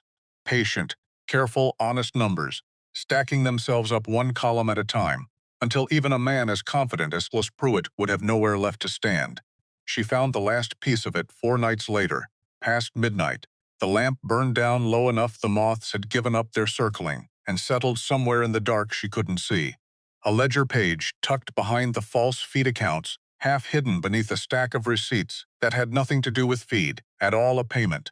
Small and careful, routed through a bank draft she nearly missed for how ordinary it looked sitting there, among 100 other ordinary entries. Except the account it was drawn against wasn't ordinary at all. H. Vance. Written plain, in a hand she recognized as now from 2 months of studying Pruitt's careful forgeries, not Pruitt's hand at all. A different hand entirely. One that had signed the draft itself, confident, unhurried, the hand of a man who'd never once expected anybody to go looking this closely. Her own hands went cold holding the page. Because this wasn't a foreman skimming feed money for his own pocket anymore. This was payment.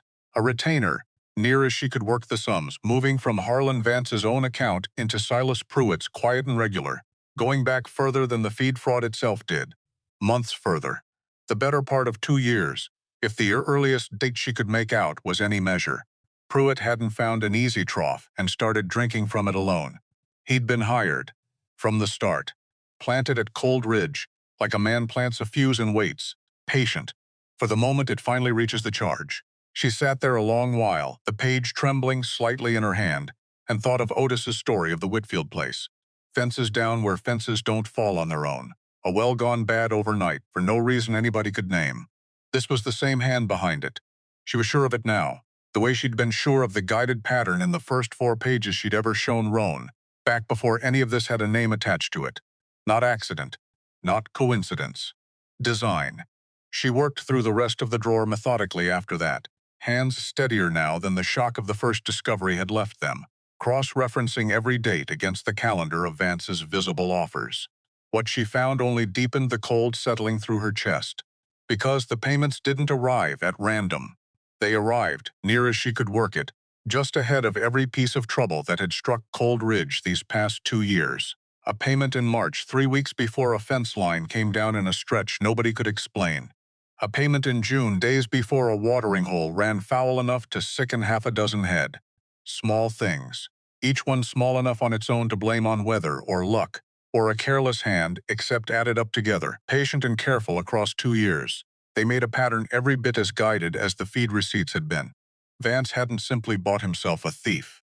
He'd bought himself a season of bad luck, manufactured one careful payment at a time, wearing Cold Ridge down slow enough that nobody watching from inside the trouble would ever think to count the coincidences against each other. Nobody except a woman who'd spent 6 years learning exactly what a guided pattern looked like against an honest one.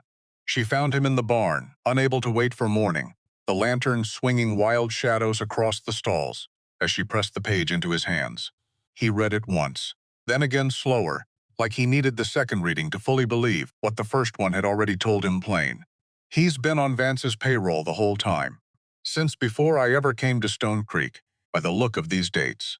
She watched his face change, watched something that had been simmering quiet under his composure for 2 years, finally come to a full boil right there in the lantern light. Roan. This isn't a greedy man anymore. This is a man who planted a thief in your own house and waited, patient as anything, for the roof to come down on its own. Then we don't wait for first frost.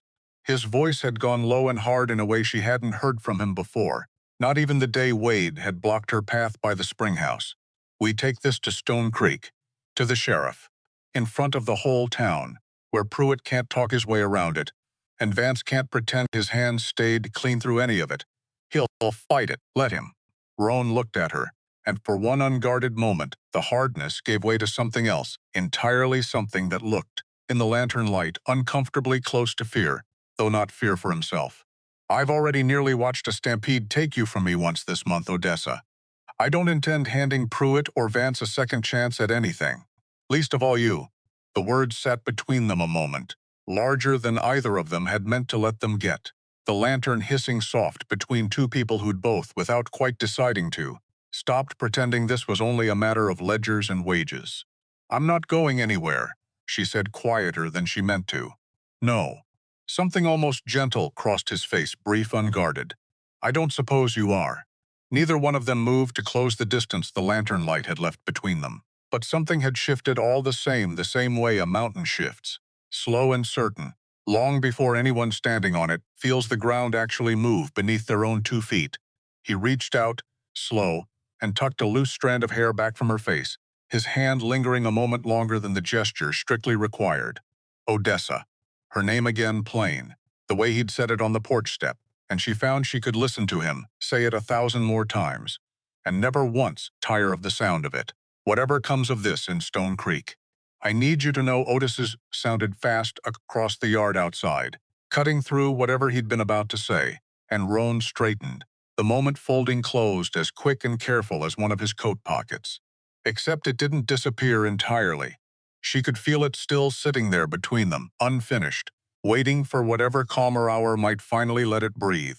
They set the date for 3 days out, long enough to gather every page, every receipt, every careful column of Odessa's cross-checked notes into something no sheriff in the territory could wave away as a widow's overactive imagination. Not long enough, as it turned out, for Silas Pruitt to stay ignorant of exactly what was coming for him. Because on the second night, Otis came pounding at the office door well past dark, breathless, a lantern swinging wild in his fist, his voice cracking with an urgency she'd never once heard from the man in 2 months of steady, unhurried calm. "Pruitt's gone." He had to stop and catch his breath before the rest of it would come. Cleared his room clean. Took his horse and near every dollar he'd have had cash on hand. Rode out east not 20 minutes past. One of the hands saw him go. East, toward Vance's range. Odessa felt the floor of her stomach drop clean away. The same sick lurch she'd felt standing outside the assay office weeks before, except larger now, sharper, because this time it wasn't only her own future hanging in the balance. "He knows," she said. "He knows," Roan agreed, already reaching for his coat, his voice gone flat and fast, in a way that frightened her more than shouting would have. "Which means whatever's coming next isn't coming quiet or careful. No, either. Man doesn't run to his employer at midnight over nothing." He looked at her once hard, like a man memorizing something he was afraid he might not get the chance to look at again. "Saddle the mare," he said. "We ride for Stone Creek at first light. Whatever Pruitt's telling Vance tonight, we get there first, or we don't get there in time to matter at all." Odessa's hands moved fast, gathering the ledger pages into her satchel, her mind racing well ahead of her fingers, because there wasn't time now to feel the fear properly. There was only time to move, same as there had only been time to move the day the heifer broke loose, except this danger didn't have the decency to announce itself with hooves and dust. This danger was quieter, patient, already halfway to Vance's range with a head start she couldn't begin to calculate. She thought of Elias's letter, folded soft in her drawer, thought of 6 shut doors, and a foreman's careless excuses, and a company office in San Francisco that had never once intended to answer honestly. Thought of every time in her life a powerful man had decided, without asking, exactly what she and people like her were owed. Not this time, she thought, buckling the satchel closed with hands that had finally stopped shaking. Not while I've still got breath left to count the columns straight. She paused once, satchel in hand, and looked back at the ranch house through the porch where Roan had cleaned the scrape on her arm gentle as anything, the corral fence where she'd first laid 4 pages of guided numbers into his open palm, the office window where a little lamp had burned low so many nights running, while moths circled and grief, slurfully, made room for something else entirely to grow up alongside it. Whatever waited in Stone Creek, she meant to come back to all of it. She held onto that thought like a rope, and followed Roan out into the dark toward the waiting horses. Outside, the mountain sat dark and silent, under a sky gone hard with stars, giving no answer at all as to which one of them was right, only the cold, patient weight of the hours left before dawn, ticking down toward whatever Stone Creek had waiting for them on the other side of it. Stone Creek looked different at dawn, quieter, because the wagons hadn't yet choked the street, and the dust hadn't yet risen gold under 100 passing wheels, and for one strange moment Odessa could almost believe the town was holding its breath along with her. They rode straight for the sheriff's office. No stopping, no second-guessing. Roan's jaw set hard the whole way down the mountain, and Odessa's satchel sat heavy across her lap, heavier than paper had any right to feel, because paper wasn't supposed to weigh this much. Except it did. when what sat inside it could end a man's freedom, or start a war with a man wealthy enough to buy himself out of most kinds of trouble. She kept her hands wrapped tight round the strap the whole ride down, as if letting go might somehow undo 2 months of careful counting. She thought, somewhere past the last switchback, of every version of this morning she'd imagined lying awake these past weeks. In one, Pruitt confessed quiet and shamed the way Wade had. In another, Vance's lawyers descended before Bragg had even finished reading, and the whole matter dissolved into smoke exactly the way Vance himself had predicted it would. She hadn't imagined a rifle, hadn't let herself, not even in the darkest of those sleepless nights, because some fears were too large to rehearse without them growing teeth of their own. Except fear, rehearsed or not, had a way of arriving regardless of whether a person was ready for it. Sheriff Colm Bragg was a broad, unhurried man with a gray mustache, and the kind of eyes that had clearly seen a great many liars sit across his desk and learned, somewhere along the way, exactly how to tell the honest ones apart. He read every page. Slow, careful. Didn't rush it even once, though Odessa's whole body wanted to reach across the desk and hurry his hands along. This is a great deal of trouble you've laid out plain, Mrs. Doyle. It's a great deal of theft, Sheriff. I only laid out the trouble it left behind. Something that might have been the beginning of respect crossed his weathered face. He turned another page, then another. The clock on his wall ticked loud enough in the silence that Odessa found herself counting the seconds along with it. And you believe Pruitt's already run to Vance with word of it? We don't believe it, Roan said. We know it. Question is what he's telling him, and how fast Vance means to act on whatever it is. Bragg set the pages down at last, squared them careful against the desk edge, and stood, slow, reaching for his hat. Then I suppose we'd best find out together. He paused at the door, looked back at Odessa a moment. You did fine, careful work here, Mrs. Doyle. Whatever comes of the next hour, I want that said plain before it starts. She didn't have an answer ready for kindness like that, arriving so unexpected after weeks of bracing herself for none. She only nodded, throat tight, and followed him out into the brightening street. They found Pruitt outside the general store, of all places, standing with Harlan Vance himself in plain daylight, like two men who'd stopped believing they needed to hide anything at all. Odessa had never seen Vance before, hadn't needed to. She recognized him instantly regardless the particular stillness of a man who'd never once in his life had to raise his voice to get exactly what he wanted. Tall, silver at the temples, dressed in a manner too fine for a ranching man, the kind of fine that spoke plainer than words about where his money actually came from these days. Sutter. Vance touched his hat, unhurried, like the whole street belonged to him, and everyone standing on it was simply borrowing space. Didn't expect you in town so early. Didn't expect to find you standing beside my former foreman quite so openly either, Vance. Vance's easy smile tightened at one corner, just perceptibly, before he smoothed it back into place, like a man closing a ledger drawer he hadn't meant to leave open. Former Sheriff Bragg has a rather thorough accounting of Mr. Pruitt's activities these past 2 years. Roan's voice carried clean across the street, and Odessa felt every window along the boardwalk begin, quiet and quick, to fill with faces. Because word traveled fast in a town this size, even at dawn, and it seemed half of Stone Creek had found some reason to be standing near the general store that particular morning, including a number of bank drafts drawn against your own account. The street had gone very still. Pruitt's face had gone pale, his eyes flicking between Roan and Vance like a man watching two doors close on him at once. That's a serious accusation, Sutter. It's not an accusation, it's arithmetic. Odessa stepped forward before she'd fully decided to, her voice steadier than her racing heart had any right to allow. Because someone had to say it plain, and she'd counted every column herself, and she was not about to let a man like Vance stand there, pretending the numbers belonged to anyone but him. 6 months of feed receipts signed by a supplier who never once existed. A pattern of misfortune striking Cold Ridge. Every time a payment moved from your account into Mr. Pruitt's, the same pattern, Mr. Vance, that struck the Whitfield place 2 seasons back. Fences down where fences don't fall on their own. A well gone bad overnight for no reason anybody could name. Right up until Mr. Whitfield sold to you for half what the land was worth. Vance's composure didn't crack. Not fully.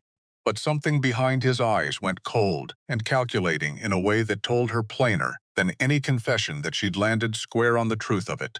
A widow's arithmetic, he said, soft enough it might have passed for civil if the words themselves hadn't carried such contempt. Hardly constitutes proof in a court of law. It constitutes considerably more proof than you'd like it to, Sheriff Bragg said, stepping forward at last, his voice carrying its own quiet weight across the gathering crowd. Enough that I'll be wanting a fuller conversation with both you gentlemen down at my office. Right now, if it's all the same. I've nothing to hide, Sheriff. Vance's smile stayed fixed, practiced, though it no longer reached anywhere near his eyes. I'll happily answer whatever questions you've got, though I suspect, once your questions are through, find a great deal for smoke and considerably less fire than this woman's imagination has conjured up. That was when Pruitt broke, because a man cornered in front of half a town, with a sheriff's hand not far from his own belt and every neighbor he'd ever known standing witness to his unraveling. That man didn't always choose his next move with any particular wisdom, and Pruitt, watching Vance so smoothly begin distancing himself from 2 years of careful theft, seemed to understand all at once exactly how alone he was about to be left standing. His hand moved fast toward the rifle rack just inside the store's open door. "Nobody's arithmetic," he shouted, wild-eyed, swinging the rifle up, before Bragg had gotten 2 steps toward him. "Is costing me everything I've built." Time did something strange in that moment. Slowed, and sped, and slowed again. All at once, the way Odessa imagined it must slow the instant before a wagon wheel finally gives out on a mountain grade. Because there wasn't time to think it through proper. Except her mind kept trying anyway, jagged and fast, tripping over itself. Move, no moving's what gets a person shot. Except standing still gets somebody shot too. If it's the wrong somebody standing in the wrong place, and Roan was already moving, already stepping between the rifle and the street, and she was not going to watch a second man die in front of her, over a matter of dollars and pride. Not after Reno. Not after a hillside cut wrong and a foreman who'd never once looked her in the eye to say it plain. Not this. Not him. Roan moved without a word, putting himself between the rifle and the gathered crowd. And for one endless second, Odessa thought she was about to watch it happen all over again. A good man cut down by a coward's desperation, the same senseless waste that had taken Elias from her 6 weeks and 300 miles ago. It was not Roan who ended it. It was Odessa herself, stepping forward before she'd had time to be afraid of doing it, snatching a heavy bolt of canvas off a stack of goods piled just outside the store's open door, and swinging it hard full weight, full fear, every ounce of 6 years' rail camp strength she hadn't known she still carried in her into the back of Pruitt's knees. He buckled. The rifle discharged wild into the sky, the crack of it splitting the morning wide open, birds scattering up out of the rooftops all along the street, and Pruitt went down hard into the dust of the very street that had once shut 6 doors on the woman who'd just felled him. Sheriff Bragg had the weapon out of his hands and the irons on his wrists inside of 10 seconds. The whole street went quiet enough, in the aftermath, to hear the dust settle, and somewhere behind her Odessa heard someone Haskell, she thought, though she couldn't be certain over the pounding in her own ears, let out a low, stunned whistle. Roan looked at her across the wreckage of scattered canvas and toppled goods, breathing hard, and something in his face was not gratitude alone. It was closer to seeing her clearly for the first time, though he'd claimed weeks before to have seen her clearly from the very start. "Where in the world?" he said, voice not quite steady, crossing the space between them in 2 long strides, and taking her by both shoulders like he needed the touch to believe she was whole. "Did you learn to swing a bolt of canvas like that?" 6 years married to a rail worker. Her own hands were shaking now, worse than the day by the spring house, though she kept her voice level through sheer stubbornness alone. "You learn to move fast, or you get left behind at every camp you ever set foot in. I did not plan that. Good thing you didn't plan it." Something almost like a laugh, rough and startled, worked its way loose from his chest, half relief and half disbelief, still catching up to what had just happened in front of half the town. Man who plans a rescue usually gets there a beat too late. The shaking didn't fully leave her hands until well after the street had begun to move again. Wagons rolling, voices rising back to their ordinary pitch. The whole ordinary business of a town resuming itself around the wreckage of scattered canvas. Roan didn't let go of her shoulders until he seemed satisfied she wasn't about to sway on her feet, and even then his hand found hers instead, steady, grounding, an anchor she hadn't known she needed until it was already there holding her upright. "You're certain you're not hurt?" "I'm certain." Her voice came out thinner than she intended. I keep seeing it again, the rifle coming up. That's the fear arriving late, he said, gentle, echoing without quite meaning to the very thing she'd told him weeks before after the heifer. Same as it did the day of the stampede. Means you're fast safe enough to let it catch up to you. She let out a breath she hadn't realized she'd been holding, and something in her chest finally, fully unclenched. A woman nearby, a stranger, someone Odessa didn't recognize from any of her trips to town, reached out and touched her arm, brief and warm. That was the bravest thing I believe I've ever witnessed, ma'am. Odessa didn't quite know how to answer that, so she only nodded, throat tight, and let Roan steer her toward a bench outside the store, where she could finally sit and let her legs remember how to hold her weight properly again.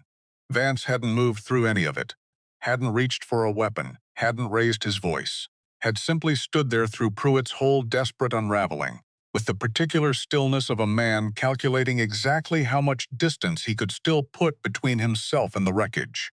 It wasn't distance enough. Mr. Vance, Sheriff Bragg, turned to him unhurried, the same slow thoroughness he'd shown reading Odessa's pages an hour before. I believe you'll be joining Mr. Pruitt down at my office as well. We've a fair number of bank drafts to discuss, and I find myself considerably more interested in your side of that arithmetic than I was 10 minutes ago. You've no proof I ordered anything Pruitt did. I've got 2 years of payments drawn against your own account, timed close enough to every piece of misfortune that struck Cold Ridge to make a blind man suspicious. Mr. Vance Bragg's voice hardened, all trace of unhurried patience gone from it now. And I expect, once word reaches the Whitfield family that a similar pattern struck their outfit before you bought it out cheap, I'll have considerably more than suspicion to work with besides. Something in Vance's composure finally fully cracked. Just for a moment. Just long enough for the whole gathered street to see it, the mask slipping. Underneath it, a man who had never once in his comfortable life expected to be made to answer for anything at all. This isn't finished, Sutter. No, Roan said, quiet and certain, Odessa still close enough beside him that she felt the words land as much as heard them. But it's a good deal closer to finished than it was an hour ago. Bragg led both men off toward his office, Pruitt stumbling and cursing, Vance walking straight-backed and silent, the whole street watching them go in a hush that felt, to Odessa, like the particular quiet that follows a held breath finally released. Otis found them not 10 minutes later, having ridden hard behind them through the night, once he'd realized they'd gone without waking him, and the look on his face when he saw them both, standing whole in the street, was one Odessa didn't think she'd forget for a long while. Heard the shot from clear at the edge of town. His voice came out rough, urgent, his horse still blowing hard beneath him from the ride. Thought, Lord, I don't even want to say what I thought. Rode the last mile faster than I've ridden anything in a decade. We're both whole, Otis. Roan clasped the older man's shoulder, something wordless passing between them. Years of history compressed into a single grip. Mrs. Doyle saw to that herself. Otis looked at Odessa a long moment, something bright and unguarded in his weathered face, and for once the older man seemed entirely at a loss for the easy, dry words that usually came so ready to him. Told you once, didn't I, he said finally, voice thick, that this place chooses a person back, if you let it long enough. Reckon it's chosen you plainer than most, Mrs. Doyle. He shook his head slow, something like wonder in it. 11 years I've worked this outfit. Never once seen anything to match what you just did out here. She didn't trust her own voice to answer that properly, so she simply reached out and pressed his hand instead, and the three of them stood there a moment longer in the settling dust, together, before the ordinary business of the morning finally began pulling the street back into motion around them. They rode back up to Cold Ridge that same evening, exhausted in the particular way that only comes after a day spent living through more than a body was built to hold in the space of a few short hours.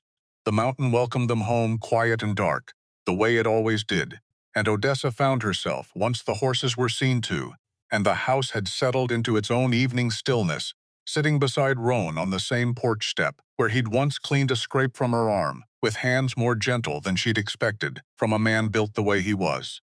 I keep thinking, he said low, watching the last light fade purple over the ridgeline, about what I meant to say to you in the barn that night, before Otis came pounding at the door and interrupted the whole business. I remember. I've had considerably more reason to say it since. He turned to face her, and whatever careful distance he'd always kept behind his eyes had thinned to almost nothing now, worn away by a single terrifying morning in Stone Creek's dusty street. I don't know how to say this without it sounding like I'm still catching my breath from watching a rifle come up level with the street. 'Cause I am, still catching it. I don't imagine I'll stop for some while yet. Roan. I love you, Odessa. Plain, unguarded. The words arriving the some steady way everything true about him always arrived. Been true for weeks now, if I'm honest with myself about it. Though I kept telling myself it was too soon after, Elias. Too soon after everything Stone Creek had already put you through, for me to go saying it out loud and asking you to carry the weight of it on top of everything else. It was never too soon. Her own voice came out thick, unsteady. It was only ever a matter of finding the right moment to say so plain. He reached up slow and brushed a strand of hair back from her face, the same gesture he'd begun in the barn and never finished. This time nothing interrupted it. This time he closed the last of the distance between them and kissed her, careful at first, then less careful. The whole weight of 2 months of careful watching and quiet asking finally, fully answered. When they finally parted, the stars had come out fully overhead, hard and bright, the way they always were this high up the mountain, and Odessa found she couldn't stop smiling even as her eyes stung with something that felt, for the first time in a long while, entirely unlike grief. I love you too, she said. Simple as that. I believe I have for longer than I let myself admit. The days that followed moved strange and slow, the way days always do once the worst of a danger has finally passed, and a body's left to figure out what ordinary feels like again. Pruitt sat in the territorial jail awaiting trial for fraud, his careful 2-year scheme laid bare in a courtroom that would, weeks later, find him guilty on every count the prosecutor troubled himself to bring.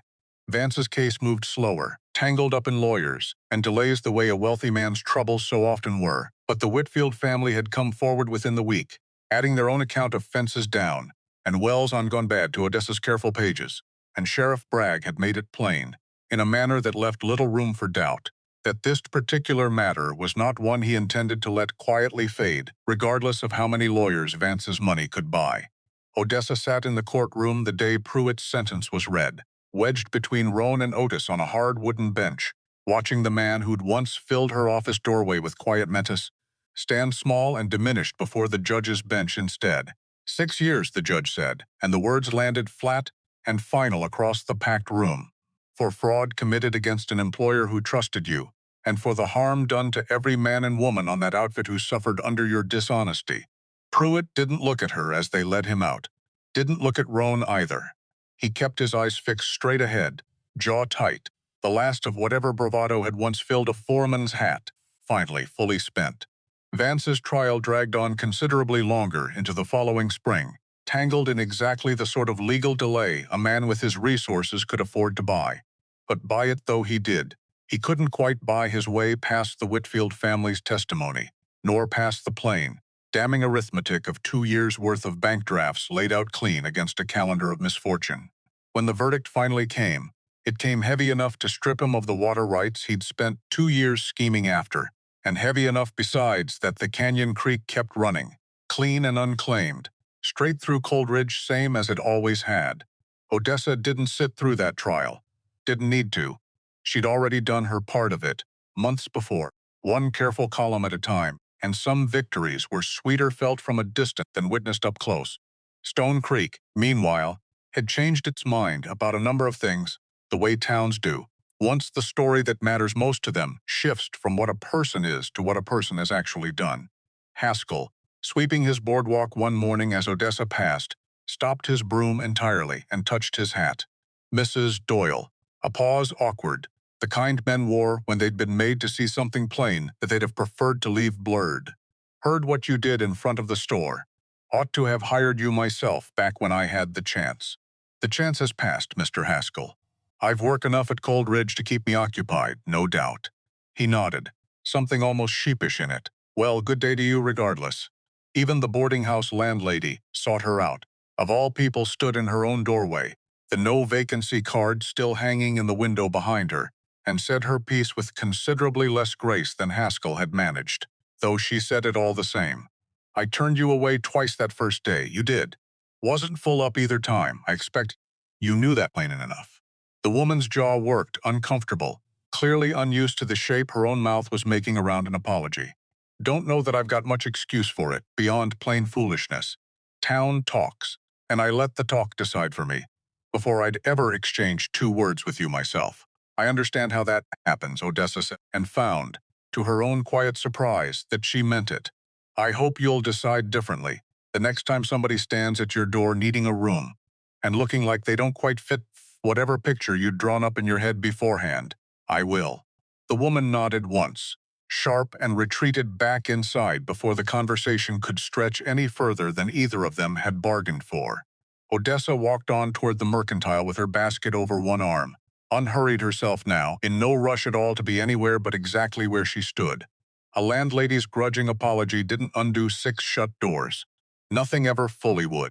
But she didn't need every door in Stone Creek to swing open at once. She only needed enough of them, over enough patient weeks, to know that town's arithmetic had finally started running in her favor instead of against it. Back at Cold Ridge, the ranch itself had begun, slowly, to show the shape of its own change. Wade Tolliver stayed on, at Roan's decision, though the terms of it were plain and unforgiving. His debt to Pruitt voided along with the rest of the man's schemes, but every dollar of it worked off instead, in extra hours, extra fence mending, extra chores nobody else particularly wanted. He didn't complain.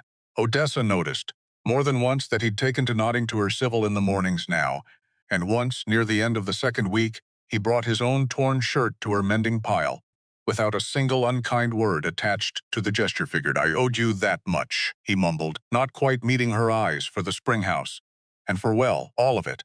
Apology accepted, Mr. Tolliver. Wade's fine. A faint, awkward, almost smile. Mr. makes me feel like my own daddy's standing behind me, and he's considerably less pleasant company than you are, ma'am.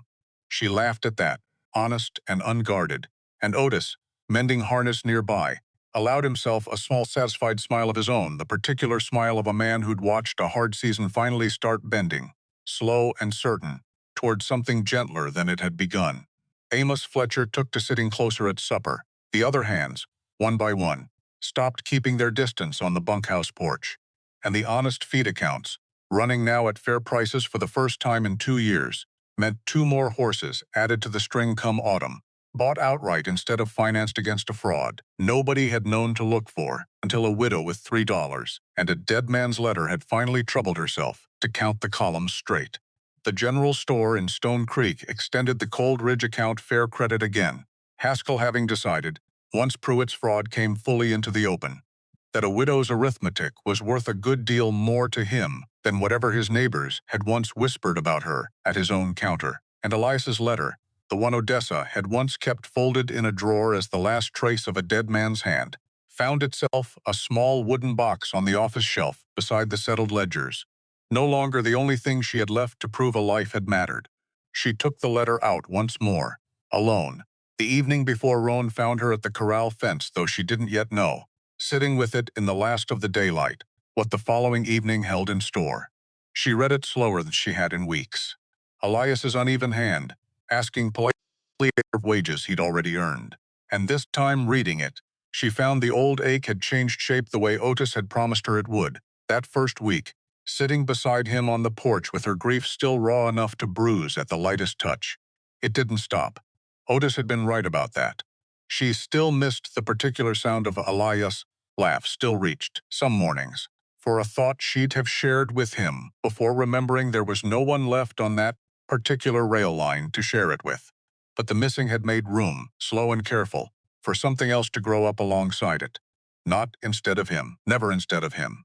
Only alongside the way a mountain made room for both the old growth and the new, without ever once asking the old trees to apologize for having been there first.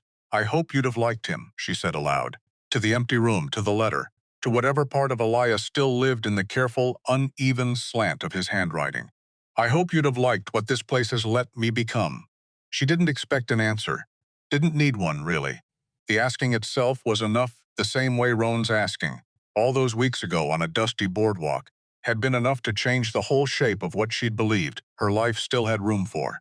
She folded the letter back along its worn crease, set it gentle in its small wooden box, and went to bed that night lighter than she had and longer than she could rightly measure. She found Roan at the corral fence on an evening in late September, watching the same young horse from her first morning at Cold Ridge, gentled now, taking a saddle without complaint.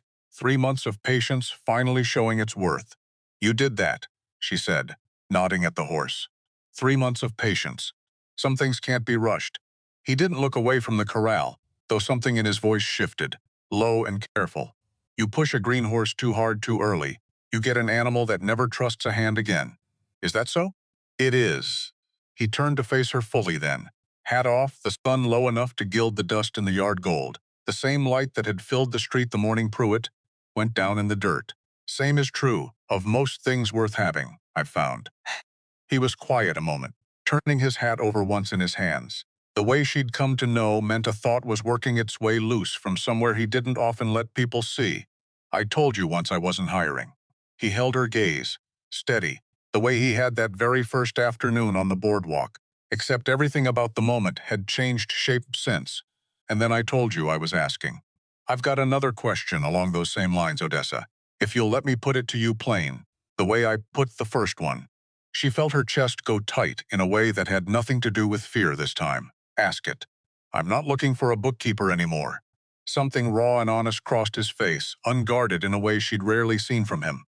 "The books are settled. The ranch is honest. Pruitt's sitting in a cell, waiting on his trial, and Vance's whole careful arrangement isn't coming within 100 miles of my accounts again. What I'm asking now has nothing to do with any of that." He held her gaze steady, and she found, watching him, that she'd never once seen him look less certain of himself, and never once seen him look more like a man who meant every word regardless. "I'm asking if you'd stay on at Cold Ridge as my wife, not my hired help." A breath, unsteady, and then the rest of it came out plain, the way everything true about him always did. "I know what some of this town will still say about it. Some of it ugly, same as before. I can't promise you it stops entirely, but I can promise you a door that never shuts, same as I promised the first day. And I find, Odessa, I want to promise you a good deal more than that. Besides," she thought of the $3 she'd carried into Stone Creek, the 6 refusals before Roan Sutter had ridden down that street on his bay horse, and asked instead of deciding, the ledger pages that had uncovered a thief, and the bolt of canvas that had saved a man's life, and every small reckoning Stone Creek had made since a broom stilled on a boardwalk, a landlady's grudging honesty, a boy's mended shirt brought forward without a single unkind word attached. None of it on its own, enough to answer the question sitting in front of her now, except added together, patient and careful, the way honest numbers always eventually told their true story. She found the answer had been settling in her for weeks without her fully admitting it to herself. "Yes," she said. Steady now, though her heart most certainly was not. "I will stay."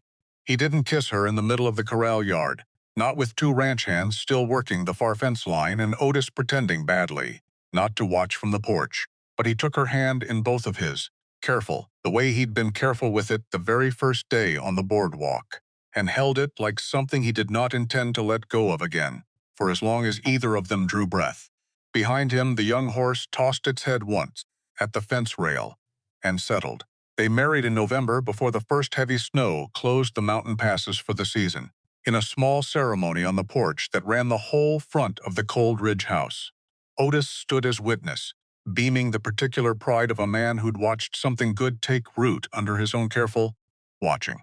Wade Tolliver, of all people, brought wildflowers he'd ridden 2 hours to find this late in the season, and set them shy and awkward in Odessa's hands, without a single word to accompany the gesture, which somehow said more than any speech could have managed.